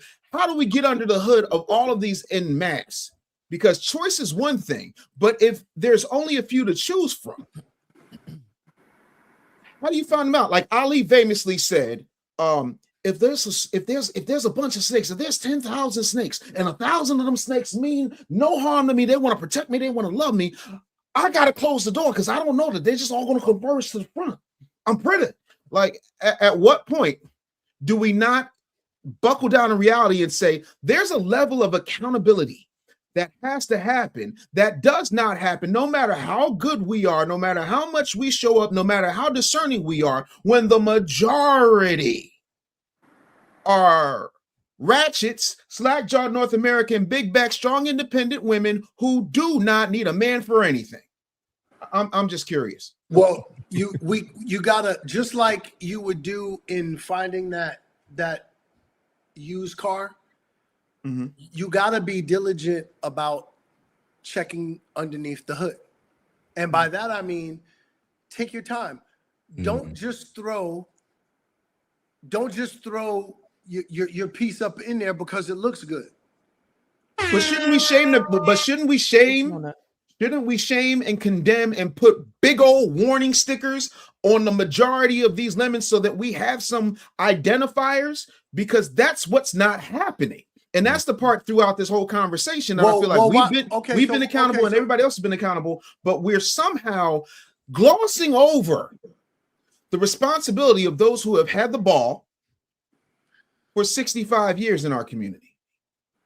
Okay, so watch this. If you see that I am spending time with a woman and I am spending time with her, obviously, as a prospective partner. Right. And I walk away from that woman. You respect me as a man. Mm-hmm. As a man who uses great judgment in choosing an appropriate partner. If you see that I walk away from that woman, wouldn't that throw a flag up to you to go, this is curious. I wonder why, if this woman was a woman of value, why would this man of value walk away from her if she were a man of value, if she were a woman of value and virtue? Yeah, yeah. To a certain extent, my uncle was married to one of the most beautiful women I've ever seen in my life. And when they got divorced, I said, but she's smart. She's got a degree. She's beautiful. She's funny. She does all these things. She can cook this, that, and the third. And he said, David? I said, yes, sir. He said, no matter how fine a woman is, no matter how good a woman is, no matter how sweet a woman is, there's always one man somewhere who's sick of her shit. Doesn't mean that she's a bad woman. It just means that don't fit. That happens. If your wife was not who she pretends to be in Hollywood and throughout her career, you wouldn't be with her. You're clearly a discerning man. But I guarantee you, before you came along, respectfully, there's somebody who's sick of her shit. I know for a fact there's somebody sick of my white shit. That's what happens. That's not necessarily an indicator of you walking away that makes that woman a bad woman. She might just been a bad woman for you. I'm talking about the overwhelming majority of these thought pocket ratchets who are educated, who are strong, independent, who check all the boxes on paper, and you're not going to be able to look under the hood of 4.3 billion jalopies. Well, you can't look at 4.3 billion because you're not going to go on a date with 4.3 billion. Exactly. So how do we fix it? You go on a date for, we got to be, you know what? This strikes up a very necessary conversation about our own discipline. As there's a huge difference between males and men. Yes. Males don't have discipline. So by virtue of the fact that we know that males don't have discipline, as a man, we have to be disciplined. So if a woman comes into my cipher and I am thinking about choosing her as a prospective partner, and I'm trying to figure out whether she has the values and the virtues that I need as a woman that I am potentially going to be building a family with, I gotta be disciplined enough to see past the aesthetics that might have me temporarily mesmerized. Facts. That's the difference between me and the males in this environment. So I can't fall for the okie doke. Right, but how do we fix the culture of it? How do we fix it? Well, let me try it a different way. How do we fix this culture of ignorance that makes us, because let's just be honest, everybody in here, including you, bro, are playing in the margins. We are the exceptions. We're not the rule. You did not go out when you were dating and you were single and you threw a stick and hit 50,000 Sally Richardsons. You found one. And you did what you were supposed to do. I found one and I did what I was supposed to do. How do we fix a culture that rewards ignorance, insubordination, disrespect, vacuum doctor behavior, plan B, acquiescence? How do we fix that if we're going to make sure that we take control of our communities? That's what I'm asking. We got to fix it. I've been answering. We got to fix it one person at a time. Hey, listen, this is what this is supposed to be. This is how we line up. This is the difference between a male and a man. Now, you can be a male if you want to. You can actually go out here and pick based on aesthetics, but it's going to be a very painful experience. Now, the problem is that it's going to feel really good for 5 minutes. The experience is going to feel really good for 5 minutes, but once you ejaculate, it's going to become very expensive and very painful. Now, just to clarify, Dondré, you could have said at least 15 minutes to get a brother's a little grace. Hey, man, listen, man. 5 minutes. If we being honest out here, it don't take you but 5 minutes to go ahead and get you what we talking about.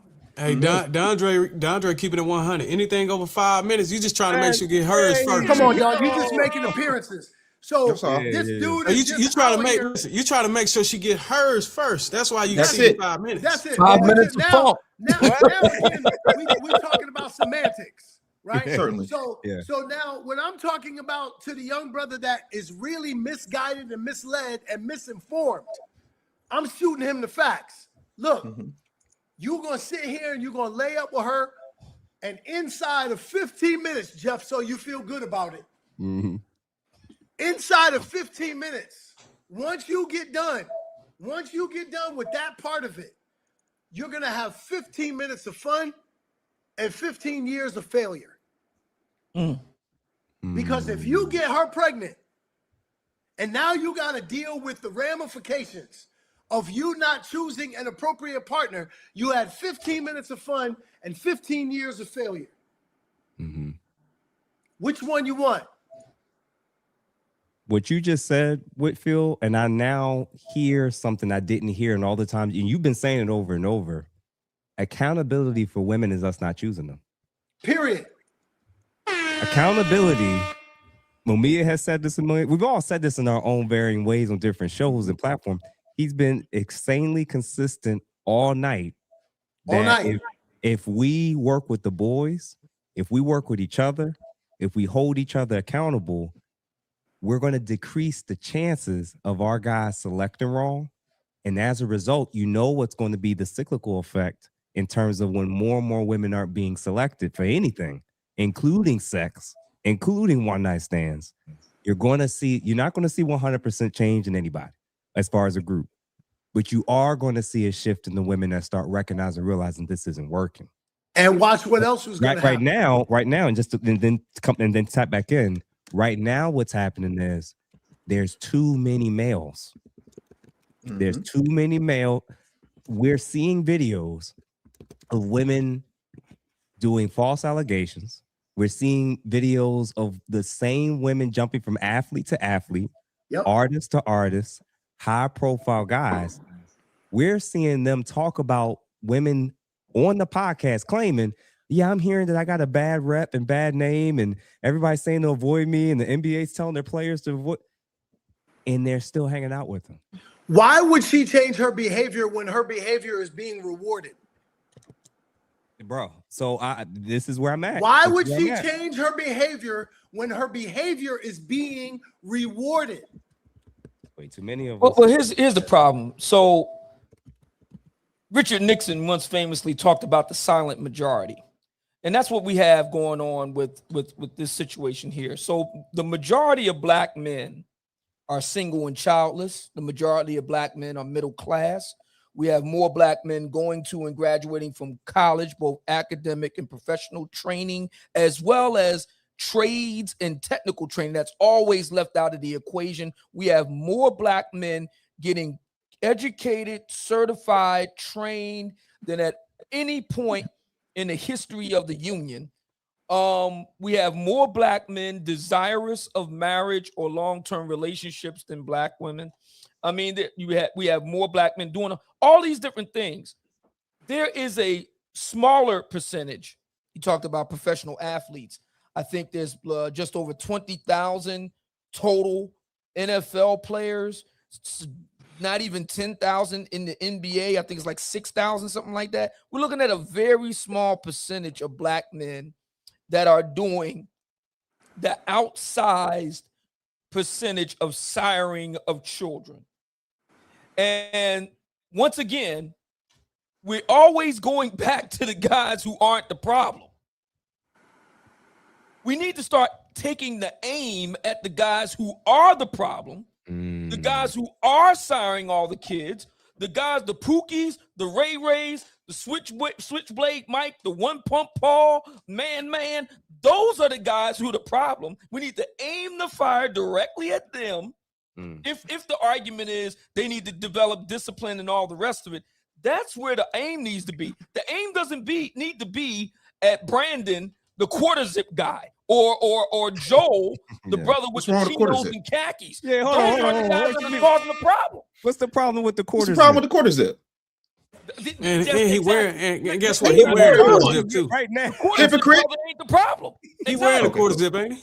Yeah. I got on the quarter zip right now. Exactly. The brother with the quarter zip on and the chinos and khakis going to work every day. He's not the problem. It's the other dude with the drip, One Pump Paul. That's the problem. Why? Well, look, crazy. I feel you, and I kind of understand everything everybody said. And Dondré posed a good question. Why would a woman stop if they get rewarded for it? So that brings me back to my original ideology of desired outcomes. Why would a female change? Right. Yeah, not woman. Well, Why would a female change?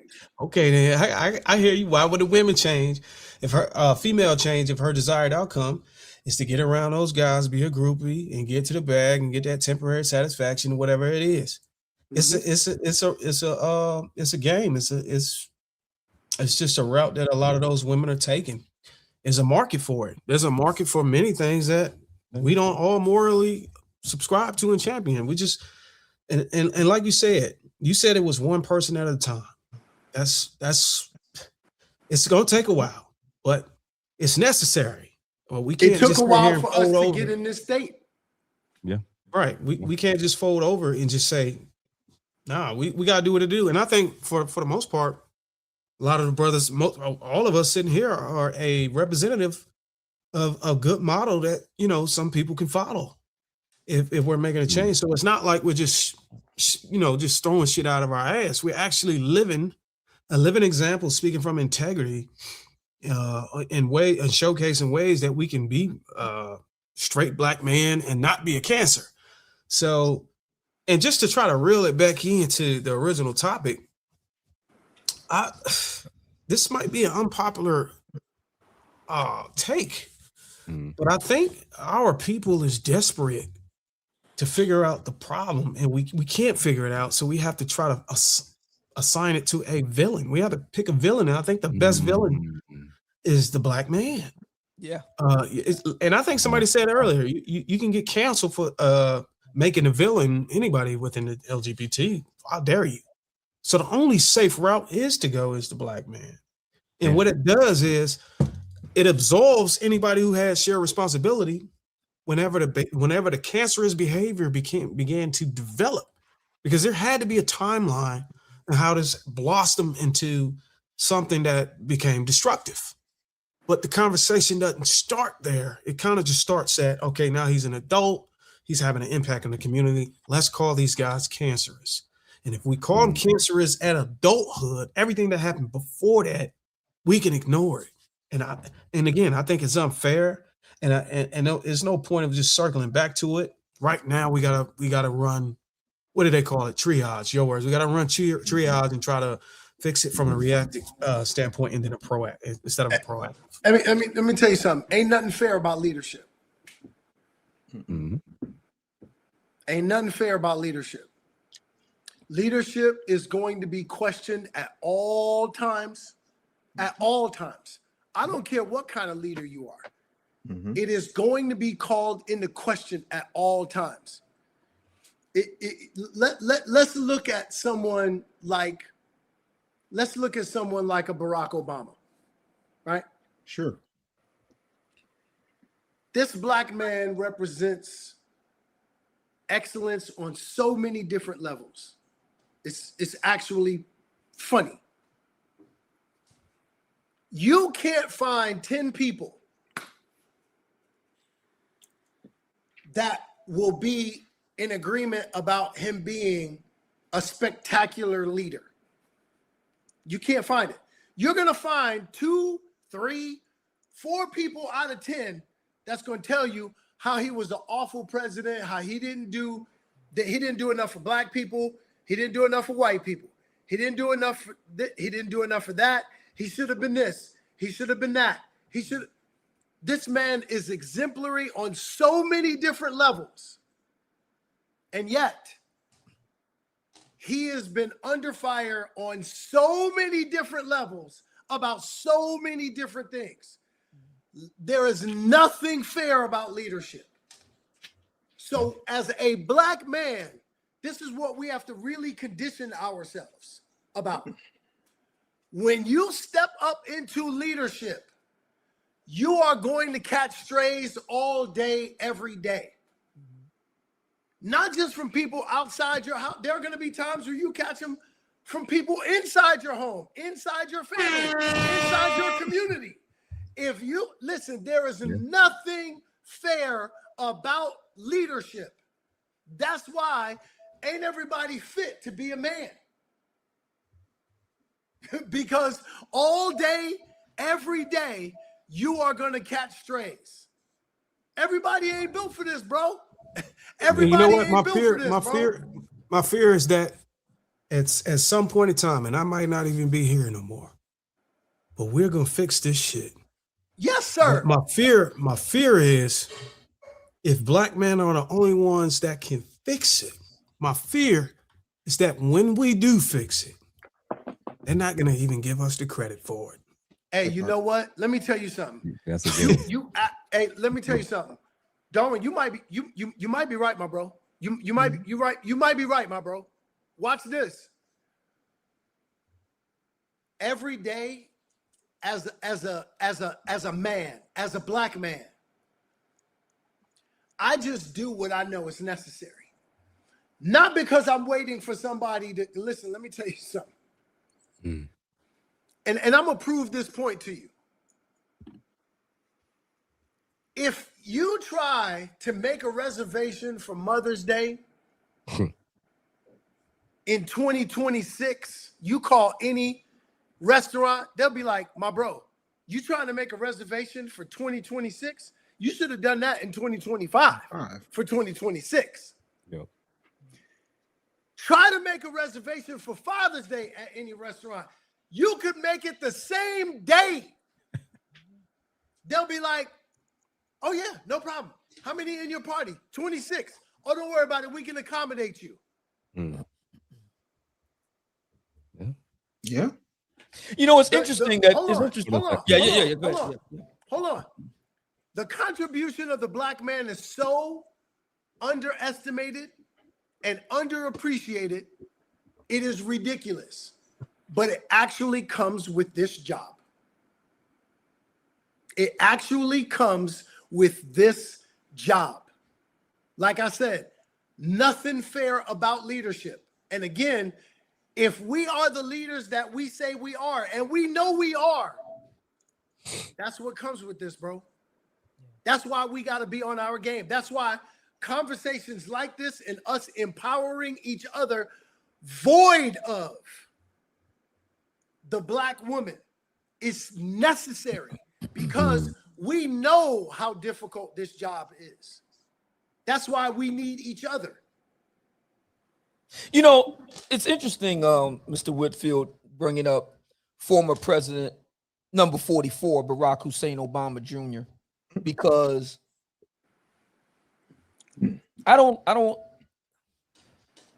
it's a very difficult spot he's in, because former First Lady Michelle Obama, whom black women, I think rightly, greatly admire her for good reason. Princeton, Harvard Law, was doing very well in the private sector in the early days. Her and Barack Obama got together, so on and so forth. So I take nothing away from her accomplishments.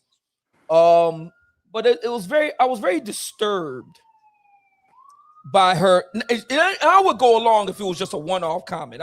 Everybody gets grace on a one-off from me.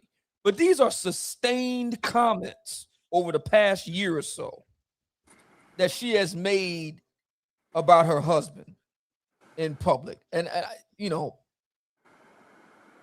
it really bothered me because of Barack Obama's sterling character. We could debate his political views and so on and so forth. No, his character as a man is above reproach. No scandals, no untoward behavior. They even called him in the White House no drama Obama.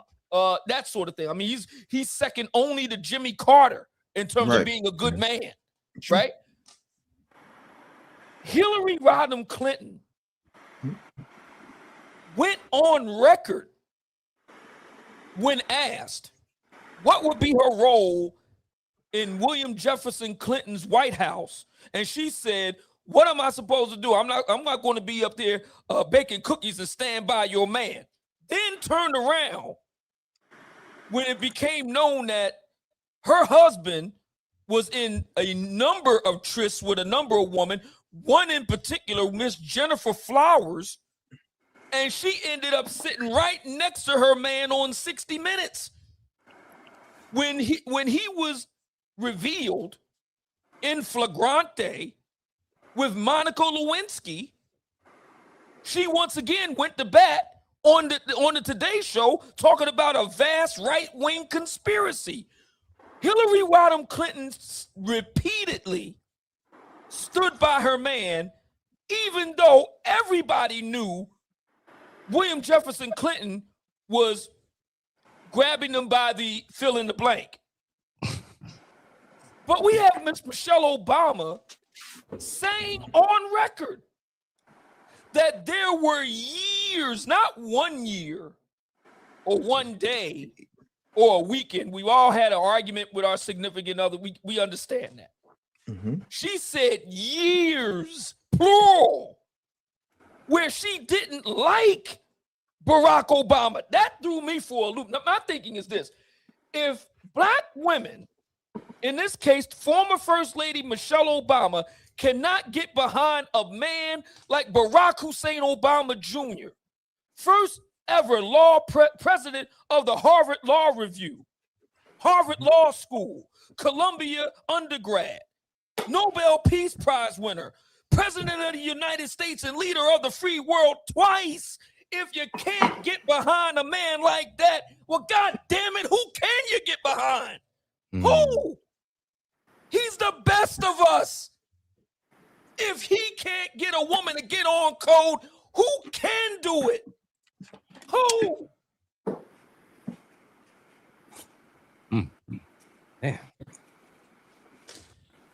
Man, that I don't even know there's an answer for that question. I do think that it's a combo of the woman that you have, the season that you're in, and who you're willing to be in that season. As shockingly as it is, and I don't think that's going to satisfy people. I think the harsh reality, we are dealing with human beings. We're dealing with people. And, you know, none of us are looking for perfection in ourselves, let alone the women that we're trying to do life with when it comes to us getting along and, you know, being allowed to lead and them knowing how to follow and everything. So I will acknowledge that I was definitely bothered with what you said and seeing that as well. And I never even thought about that as a symbol of kind of this whole discussion. But I'm not going to get away from the very, very beginning with what's the guy's name? Funky Dineva. And thinking about acknowledging that just because I wasn't a big fan of how he framed black men doesn't mean that my frustration with the framing and some of the, in my mind, dehumanizing language that they wouldn't use for anybody else doesn't take away from my acknowledgement of the elephant in the room when it comes to men and it comes to black men in regards to homicides and the violence and stuff that's happening in the community. I, like medium man, you know, we've come across a very extremely small percentage of men that are actually offenders, that are actually doing a lot of these homicides in comparison to the overall population of men that are not. But there was a story that a couple ladies who were commenting were angry about my post in the last 24, 48 hours. They mentioned a case that I heard nothing about. Some guy named David or something, or DV4D. Some artist. David, the R&B singer. Yeah. Yeah, never heard of him, didn't know anything about him. And I felt like in this conversation with us having Dondré on, more than anything, when we're talking about how to lead, how to take accountability, how to change our dynamics with the women who we're not in relationships with versus with their children versus with other men, I'm not going to lose sight of this particular situation. Hey, Rihanna had that tattoo too. Rihanna had that tattoo. There are pictures confirming that that was his girlfriend. There are literal messages where she herself says that they slept together. There are pictures of him paying these kids off. There is a leaked song named Celeste where he name drops Celeste twice and says that he loves her. I'm Celeste, the girl with my name tattooed on her chest. I'm obsessed. I'm Celeste, I love you. There are videos of her caressing his face. That nigga likes kids. That nigga likes kids. So what I looked into this case and seeing what this brother is going through in terms of court, I don't think he's been ruled guilty or innocent or anything like that. So I'm going to leave it to everything's alleged. That young lady was 14 at the time of her death, 13, 14, more or less. They may have found her right after her birthday, actually. And there is a subculture where men may be aware of certain things, maybe have seen certain things, and whether they didn't intervene themselves or intervene in getting law enforcement involved. I get the anger and frustration for a lot of men in this community that felt like a lot of our women are very disrespectful, doesn't trust men, they're jaded by men, that they're super aggressive, they're super independent, all the negative adjectives you want to claim.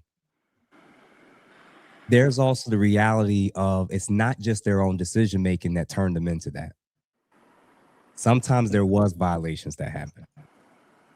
Sometimes there was guys drugging women at parties.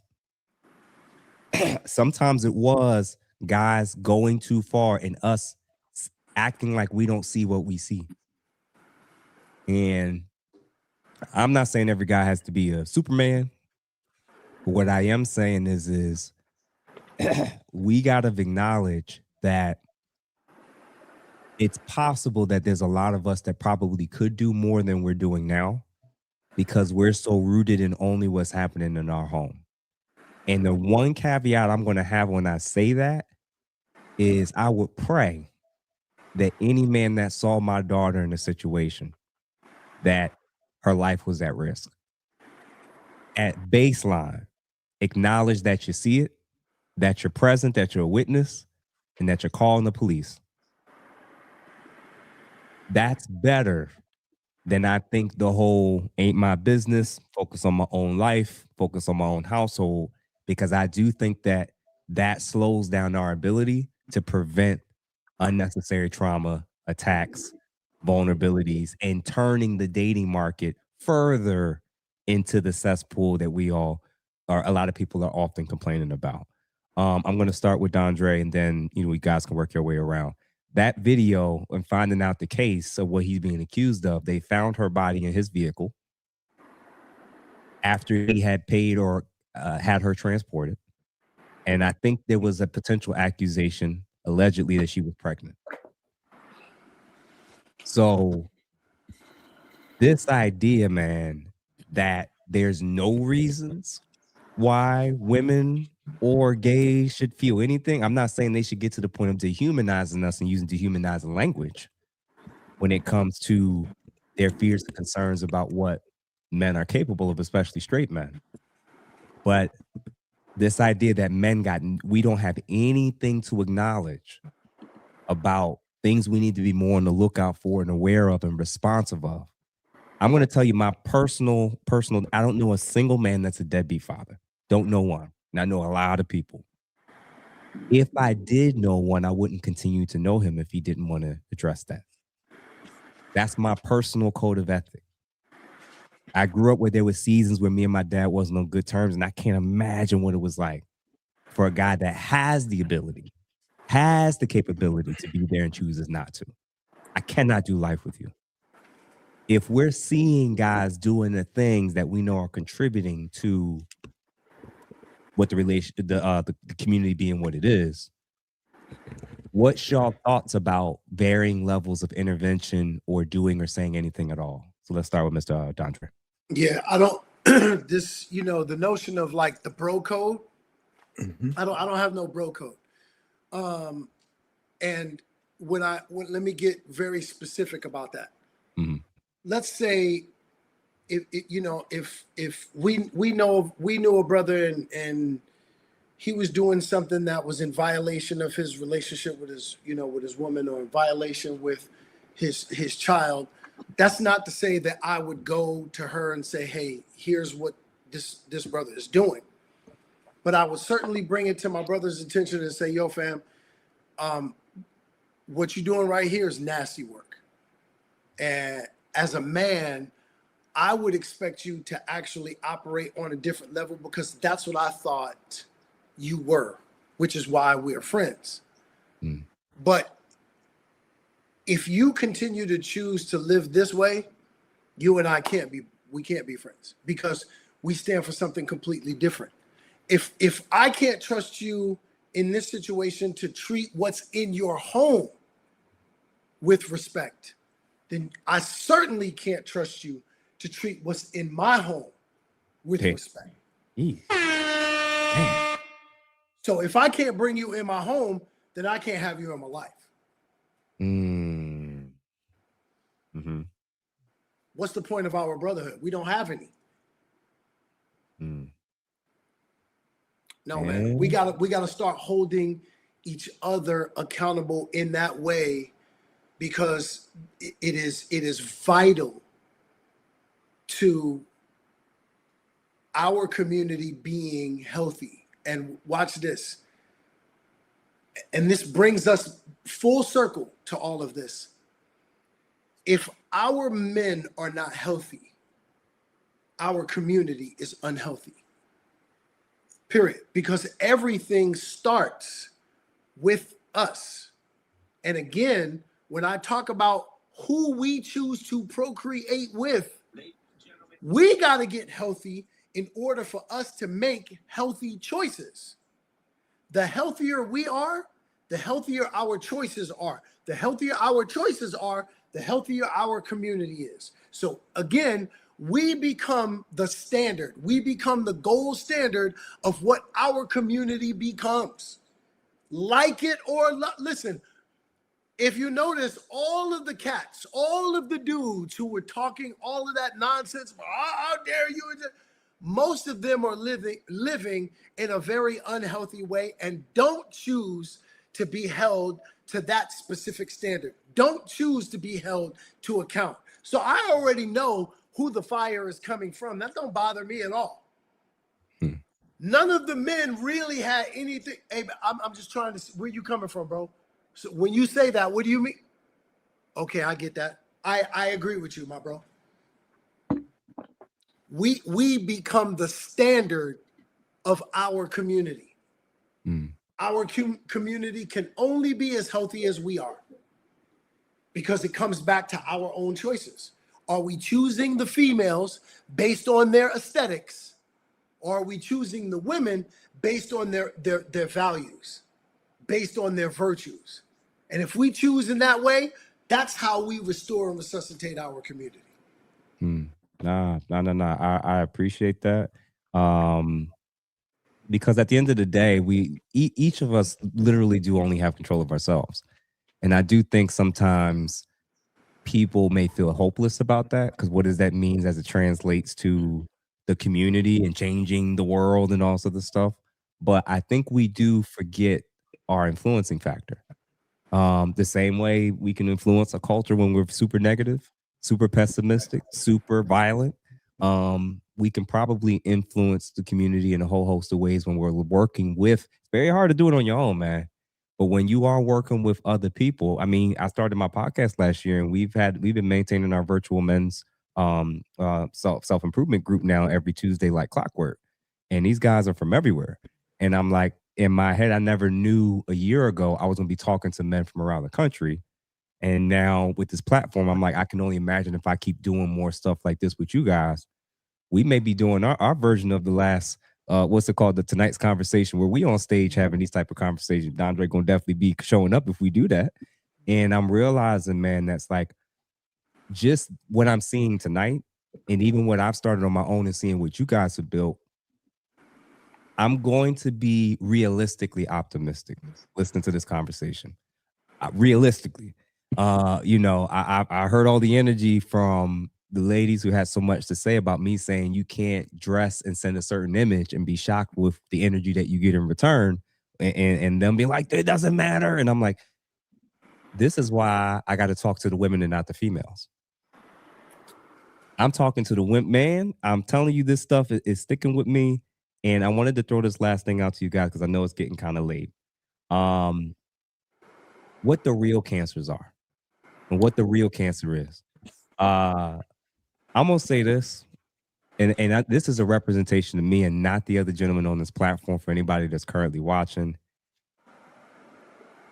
I want our women, or the women in the community, and I want the individuals that are part of the gay community, I want you guys to be very, very, very careful about the ways in which you try to talk to and at and about heterosexual men that you need to lead and to reproduce in this community. That you need to lead and that you need to reproduce. Because when y'all kind of click up too much and y'all start supporting each other's behavior when it comes to throwing these lobs and attacks in the straight heterosexual male direction, be careful with going to that lane, because I'm not sure that alliance is as strong as y'all think it is. We just saw at the beginning of this clip what happens when a lot of the gentlemen that's of the same orientation as Lucky Dineva gets upset. There's nothing they won't say. There's nothing they won't call you. And then when it comes to Black women, what's one of their number one tactics and strategies when they want to attack a man because he doesn't line up to their views, their opinions, he deviates from when he starts saying what he likes or wants is different from what she expects, one of the first lines of attack is calling out his sexuality and calling him gay. They're using a slur to come at a Black man they're upset with or hate. And they're using a slur as a description of your lifestyle. Hold on, wait. I don't think that word is a slur no more. I think that's acceptable orientation now. Yeah, when it's correct, when it's accurate. And my argument is, I think we all need to look at what Dondré said. We need to look at each of how we're contributing to this situation versus, like Darwin said, we're just trying to pick a boogeyman. It may start with men. It needs to be led by men. I promise you, ladies, every man is not Dondré. Every man is not going to have the patience to, help your son and you and others in the community. Some men are going to be one and done. Some men not going to try at all. Some are potentially going to date out. So for the men that are still interested in dealing with and working within our community, imagine if y'all started to hear feedback is not automatic attacks. Because feedback from Black men that actually cares, it could be life-saving. There was a clip that I'm just going to play and then we're going to wrap things up where this young lady, I just happened to stumble upon her thing today, but I wanted to make sure we played this real quick before we close out. Being disrespected, you're being corrected. And I had to learn that myself because correction isn't always disrespect. You just don't know the difference. Every time your husband or partner tries to check you, correct you, hold you accountable, or tell you something you don't like, you take it as disrespect. And that's the problem. And it sounds like this. He might say, I don't like when you make decisions without asking me first. And instead of you hearing a man asking for partnership, you hear, he's trying to control me. He might say, every time we need to talk, you keep shutting down. And instead of you receiving that as accountability, you turn it into, oh, well, now everything's my fault. He might say, watch your tone when you talk to me. And instead of you fixing how you're coming across, you get defensive like he's attacking you instead of correcting your action. And see, that's where a lot of women get it wrong, because correction isn't always disrespect. Sometimes it's accountability. Overall, you want a man to lead, but you don't want to be told what to do. However, leadership does come with correction. You keep calling it disrespect when really it's correction you don't want to receive. Acceptable for me to say not all women are bad. But the moment I say not all men are bad, it suddenly sounds like I'm excusing bad behavior. If one statement can be accepted as fact, why does the standard change when we are talking about men? Yes, there are men out there doing terrible, truly horrible things. And there are women who have experienced real harm. That's very valid, and that actually matters. But acknowledging that reality doesn't cancel out another truth, which is not all men are bad, just like not all women are bad. Lately, there's been this growing trend of constantly villainizing men. And honestly, it's quite exhausting. Everything becomes men this and men that. And at some point, we have to ask, are we being fair or are we just reacting? I recently saw a video where someone kept saying men, right? And while her experience was serious, it made me reflect on how quickly we generalize. Two things can be true at the same time. People can be hurt, and we can still choose not to label an entire gender as the problem. So let's keep it simple. Not all women are bad. Not all men are also bad. And that shouldn't be controversial. And I appreciate both those ladies and their perspectives because I think it zeroes in on why maybe a lot of people were offended about this whole situation to begin with. I do think as leaders and as men, we do have to be careful about people who may have agendas that lead much more towards all y'all straight men are bad or all men are bad. Dondré, you didn't feel that energy from Lucky Dineva. I did, and looking at some of his previous statements and comments. And of course, you have your respectful view, and I have mine. But my more spread out view when it comes to accountability and things that we all need to address as far as potential quote unquote cancers. Obviously, the homicide rate being what we lead in the most, right? The domestic violence, which is often bidirectional between both sexes, as it is the highest amongst lesbian couples at that. We got to acknowledge, I don't know that there's a greater cancer than Planned Parenthood in the Black community. Thank you. We could talk about the rape, the molestations, the homicides, and everything else. Nothing compares to the 20 plus million people who all of which were not here for life-saving reasons. That's the elephant in the room. And the same way I'm not going to demonize all women with that's a nation gone. And I'm not going to demonize all women because of that and their different circumstances for leading to it. And I'm not going to keep accepting a narrative where everything that's wrong is men. Everything that's evil and vile is men. And it's shaping a world where our daughters and our women are being conditioned into thinking that's true. Because that shows up in relationships. That shows up in arguments where they don't apologize and only can see what he needs to do to make her happy. That shows up in the divorce proceedings when countless people are on one side of the aisle tends to focus on, well, I'm just not happy. And they can't think of a worldview of what it was like for the other party. So there are legitimate issues and cancers and things in each respective group, including Lucky Dineva's reaction and response to Kendra G at the beginning of the video. We have our moments, we have our group issues.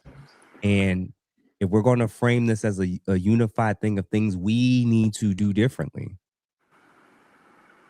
ladies, just know that if you expect all men or men to just start getting better and you thinking you don't have to, you're going to be one of the ladies that does get overlooked.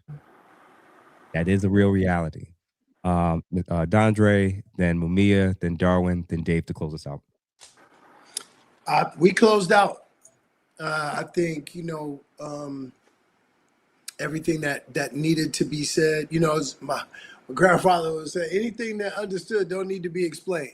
We have definitely circled the wagon.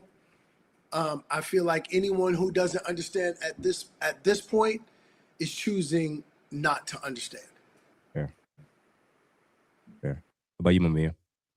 Very good discussion, very candid, but also inspirited, but also very respectful and civil. Once again, the men's table has demonstrated the ability of Black men to hash these things out in a spirited yet humane and civil manner.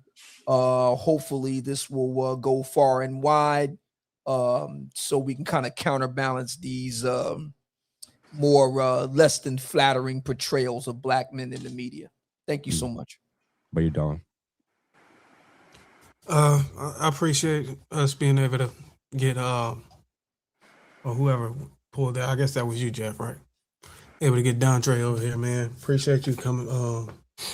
I can't tell you how hard it is to get people to come over here who got an unpopular take. You know what I'm saying? That coming in, I'm talking about coming into the balls, the manosphere. Oh, yeah. Oh shit. Can we be mature? Can we just never mind. Coming into the manosphere, I'm pretty sure that you know what I'm saying, you're not a stranger to we straightforward. I mean, we're objective, you know what I'm saying? We don't go with the flow, you know what I'm saying? We challenge everything.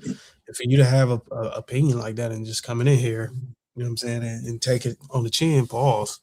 You know what I'm saying? It means a lot, you know, to be able to have a conversation, and we're showcasing as men that we're able to talk about these sensitive matters without having to throw ad hominem attacks and go to disrespect.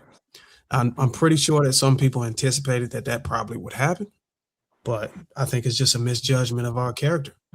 And I appreciate you being able to hold on, because sometimes I probably interrupted you. You was like, yo, this dude was on my ass. You know, pause. But yeah, though. Yo, that's like, what is wrong with you, bro? Hold on. At this point, I think Darwin. Dave, close us out, man. Come on, man. We just want to gloss over the fact that Darwin has created at least 5 pause infractions in less than 5 minutes. But okay, no, it's fine. Because y'all next show. That's crazy. That's crazy. Because y'all wasn't even accidental, bro. Like, come on. Wow, that's yeah, but we good though, man. We here, you know what I'm saying? We got it done. We got the conversation done. I would have loved if we had the other side. No shade to call him the other side. Okay. Whatever his name is. What does it say? Funky Delilah? Funky Dineva. Delilah.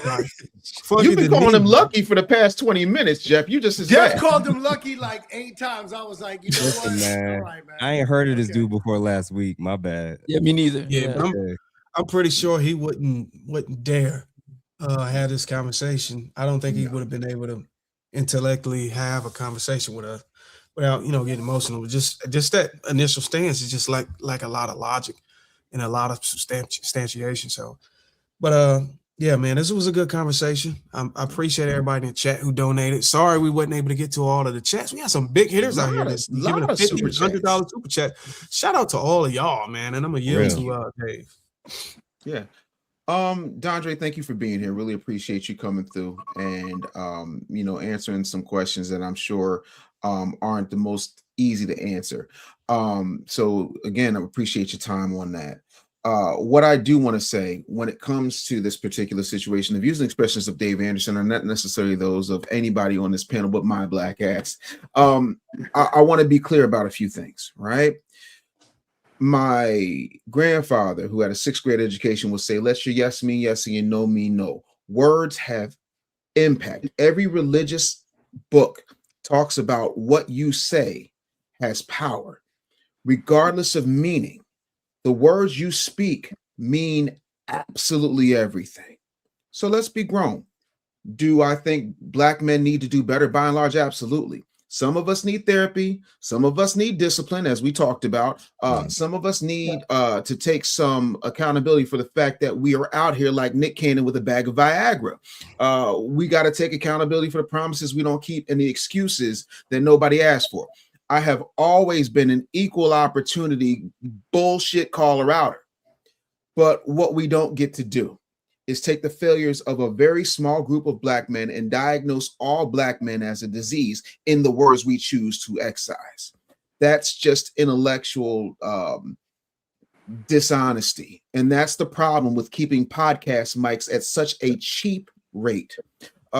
Black men are not anywhere near the cancer of our community. We did not create slavery. We did not create redlining. We didn't create mass incarceration, underfunded schools, the wage gap, bank deserts, food deserts. We did not create this media machine that keeps people like Andy Cohen and Leor Cohen and let's see here, Jimmy Iovine in the billions.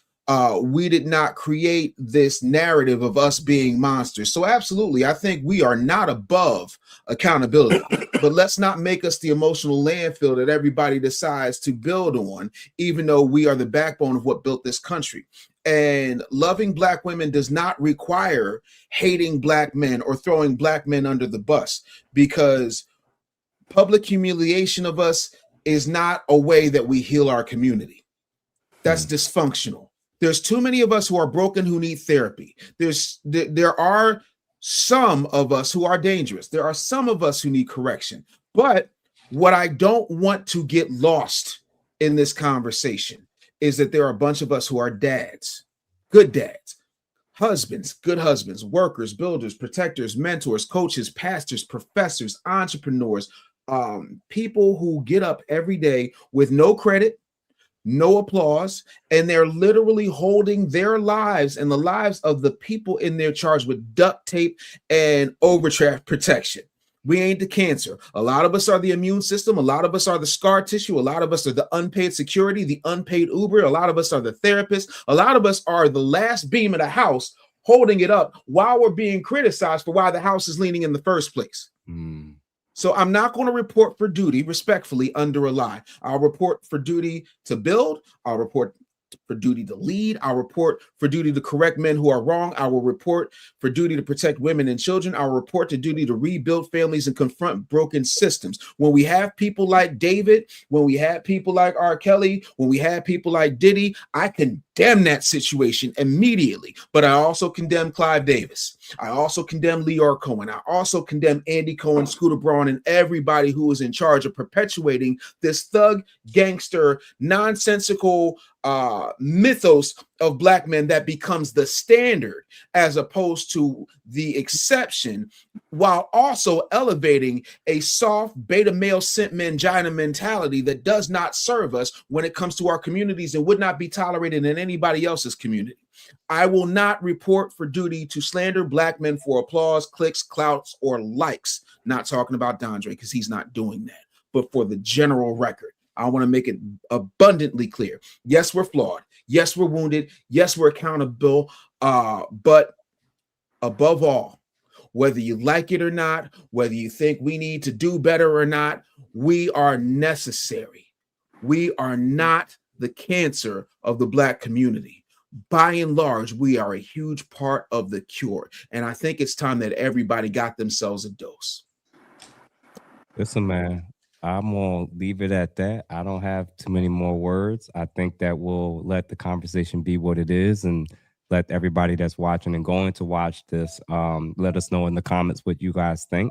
Dondré, man, you are more than welcome back to any future panels and discussions as relevant stuff pops up. If you got new projects and things, you're definitely welcome because one, I respect the fact, I don't know how these conversations go when we are going to go when we have guests. We're going to ask random tough questions. And I appreciate the fact that you were able to sit there, hear it, stand on your truth, and explain yourself extremely well. I was like, brother, your acting skills, man, it's kind of paying off a little bit. I'll give it to you, man. But we really appreciate you. And for everybody that's currently still watching, please, please, please make sure that you subscribe, that you follow every single man that you see on the screen, and feel free, if you can, to become a member of some of our respective platforms and channels. We're going to go because it's already getting kind of late and I'm hungry and I have not eaten dinner yet. Yeah, you and me both. You always hungry. I don't like to eat beforehand because then I'm going to have to use the bathroom. So that's why I like to do this on empty stomach. But listen, man, I really appreciate you coming through. Of course, the panel, we appreciate you, brothers. We may have to make this panel bigger and bigger over time because when these conversations are flowing, I always want to hear even more and more perspectives because a lot of stuff, Dondré, you said tonight has definitely made me reevaluate some of my harsh belief systems where it's like, I think I have grace, but is there room for more grace? We're still with wisdom, of course. And that's a space that I think is necessary when it comes to these types of conversations. So, to Funky Dineva. Dondré made me put some hollow tips in. I had regular bullets. I'm just kidding. So the Funky Dineva, man, there actually isn't any hate. It's more concern for the type of stuff that you're putting out there and knowing that if the roles are reversed, I don't know that you or black women would be as comfortable if we were to say that you guys are the cancer of the community. So just kind of keep that in mind. Like as you, and if you are watching, the people that's connected to you are watching, on the burner account. We'll do it on the burner account, Jeff. We talk a hell of a lot about what to do different, what to change, what to take accountability in, what potential strategies we could do in our own homes and amongst the community. We didn't spend an awful lot of time, minus the first 20, 30 minutes or so of this 2.5 hour plus show. We actually focus way more on what we need to do different as men. And that's really the goal of this type of stuff. So thank you to everybody that watched, that tuned in. Like we said, we appreciate all the super chats and everybody that gave and showed love. And listen, we're going to see y'all bright and early next week. Enjoy and take care.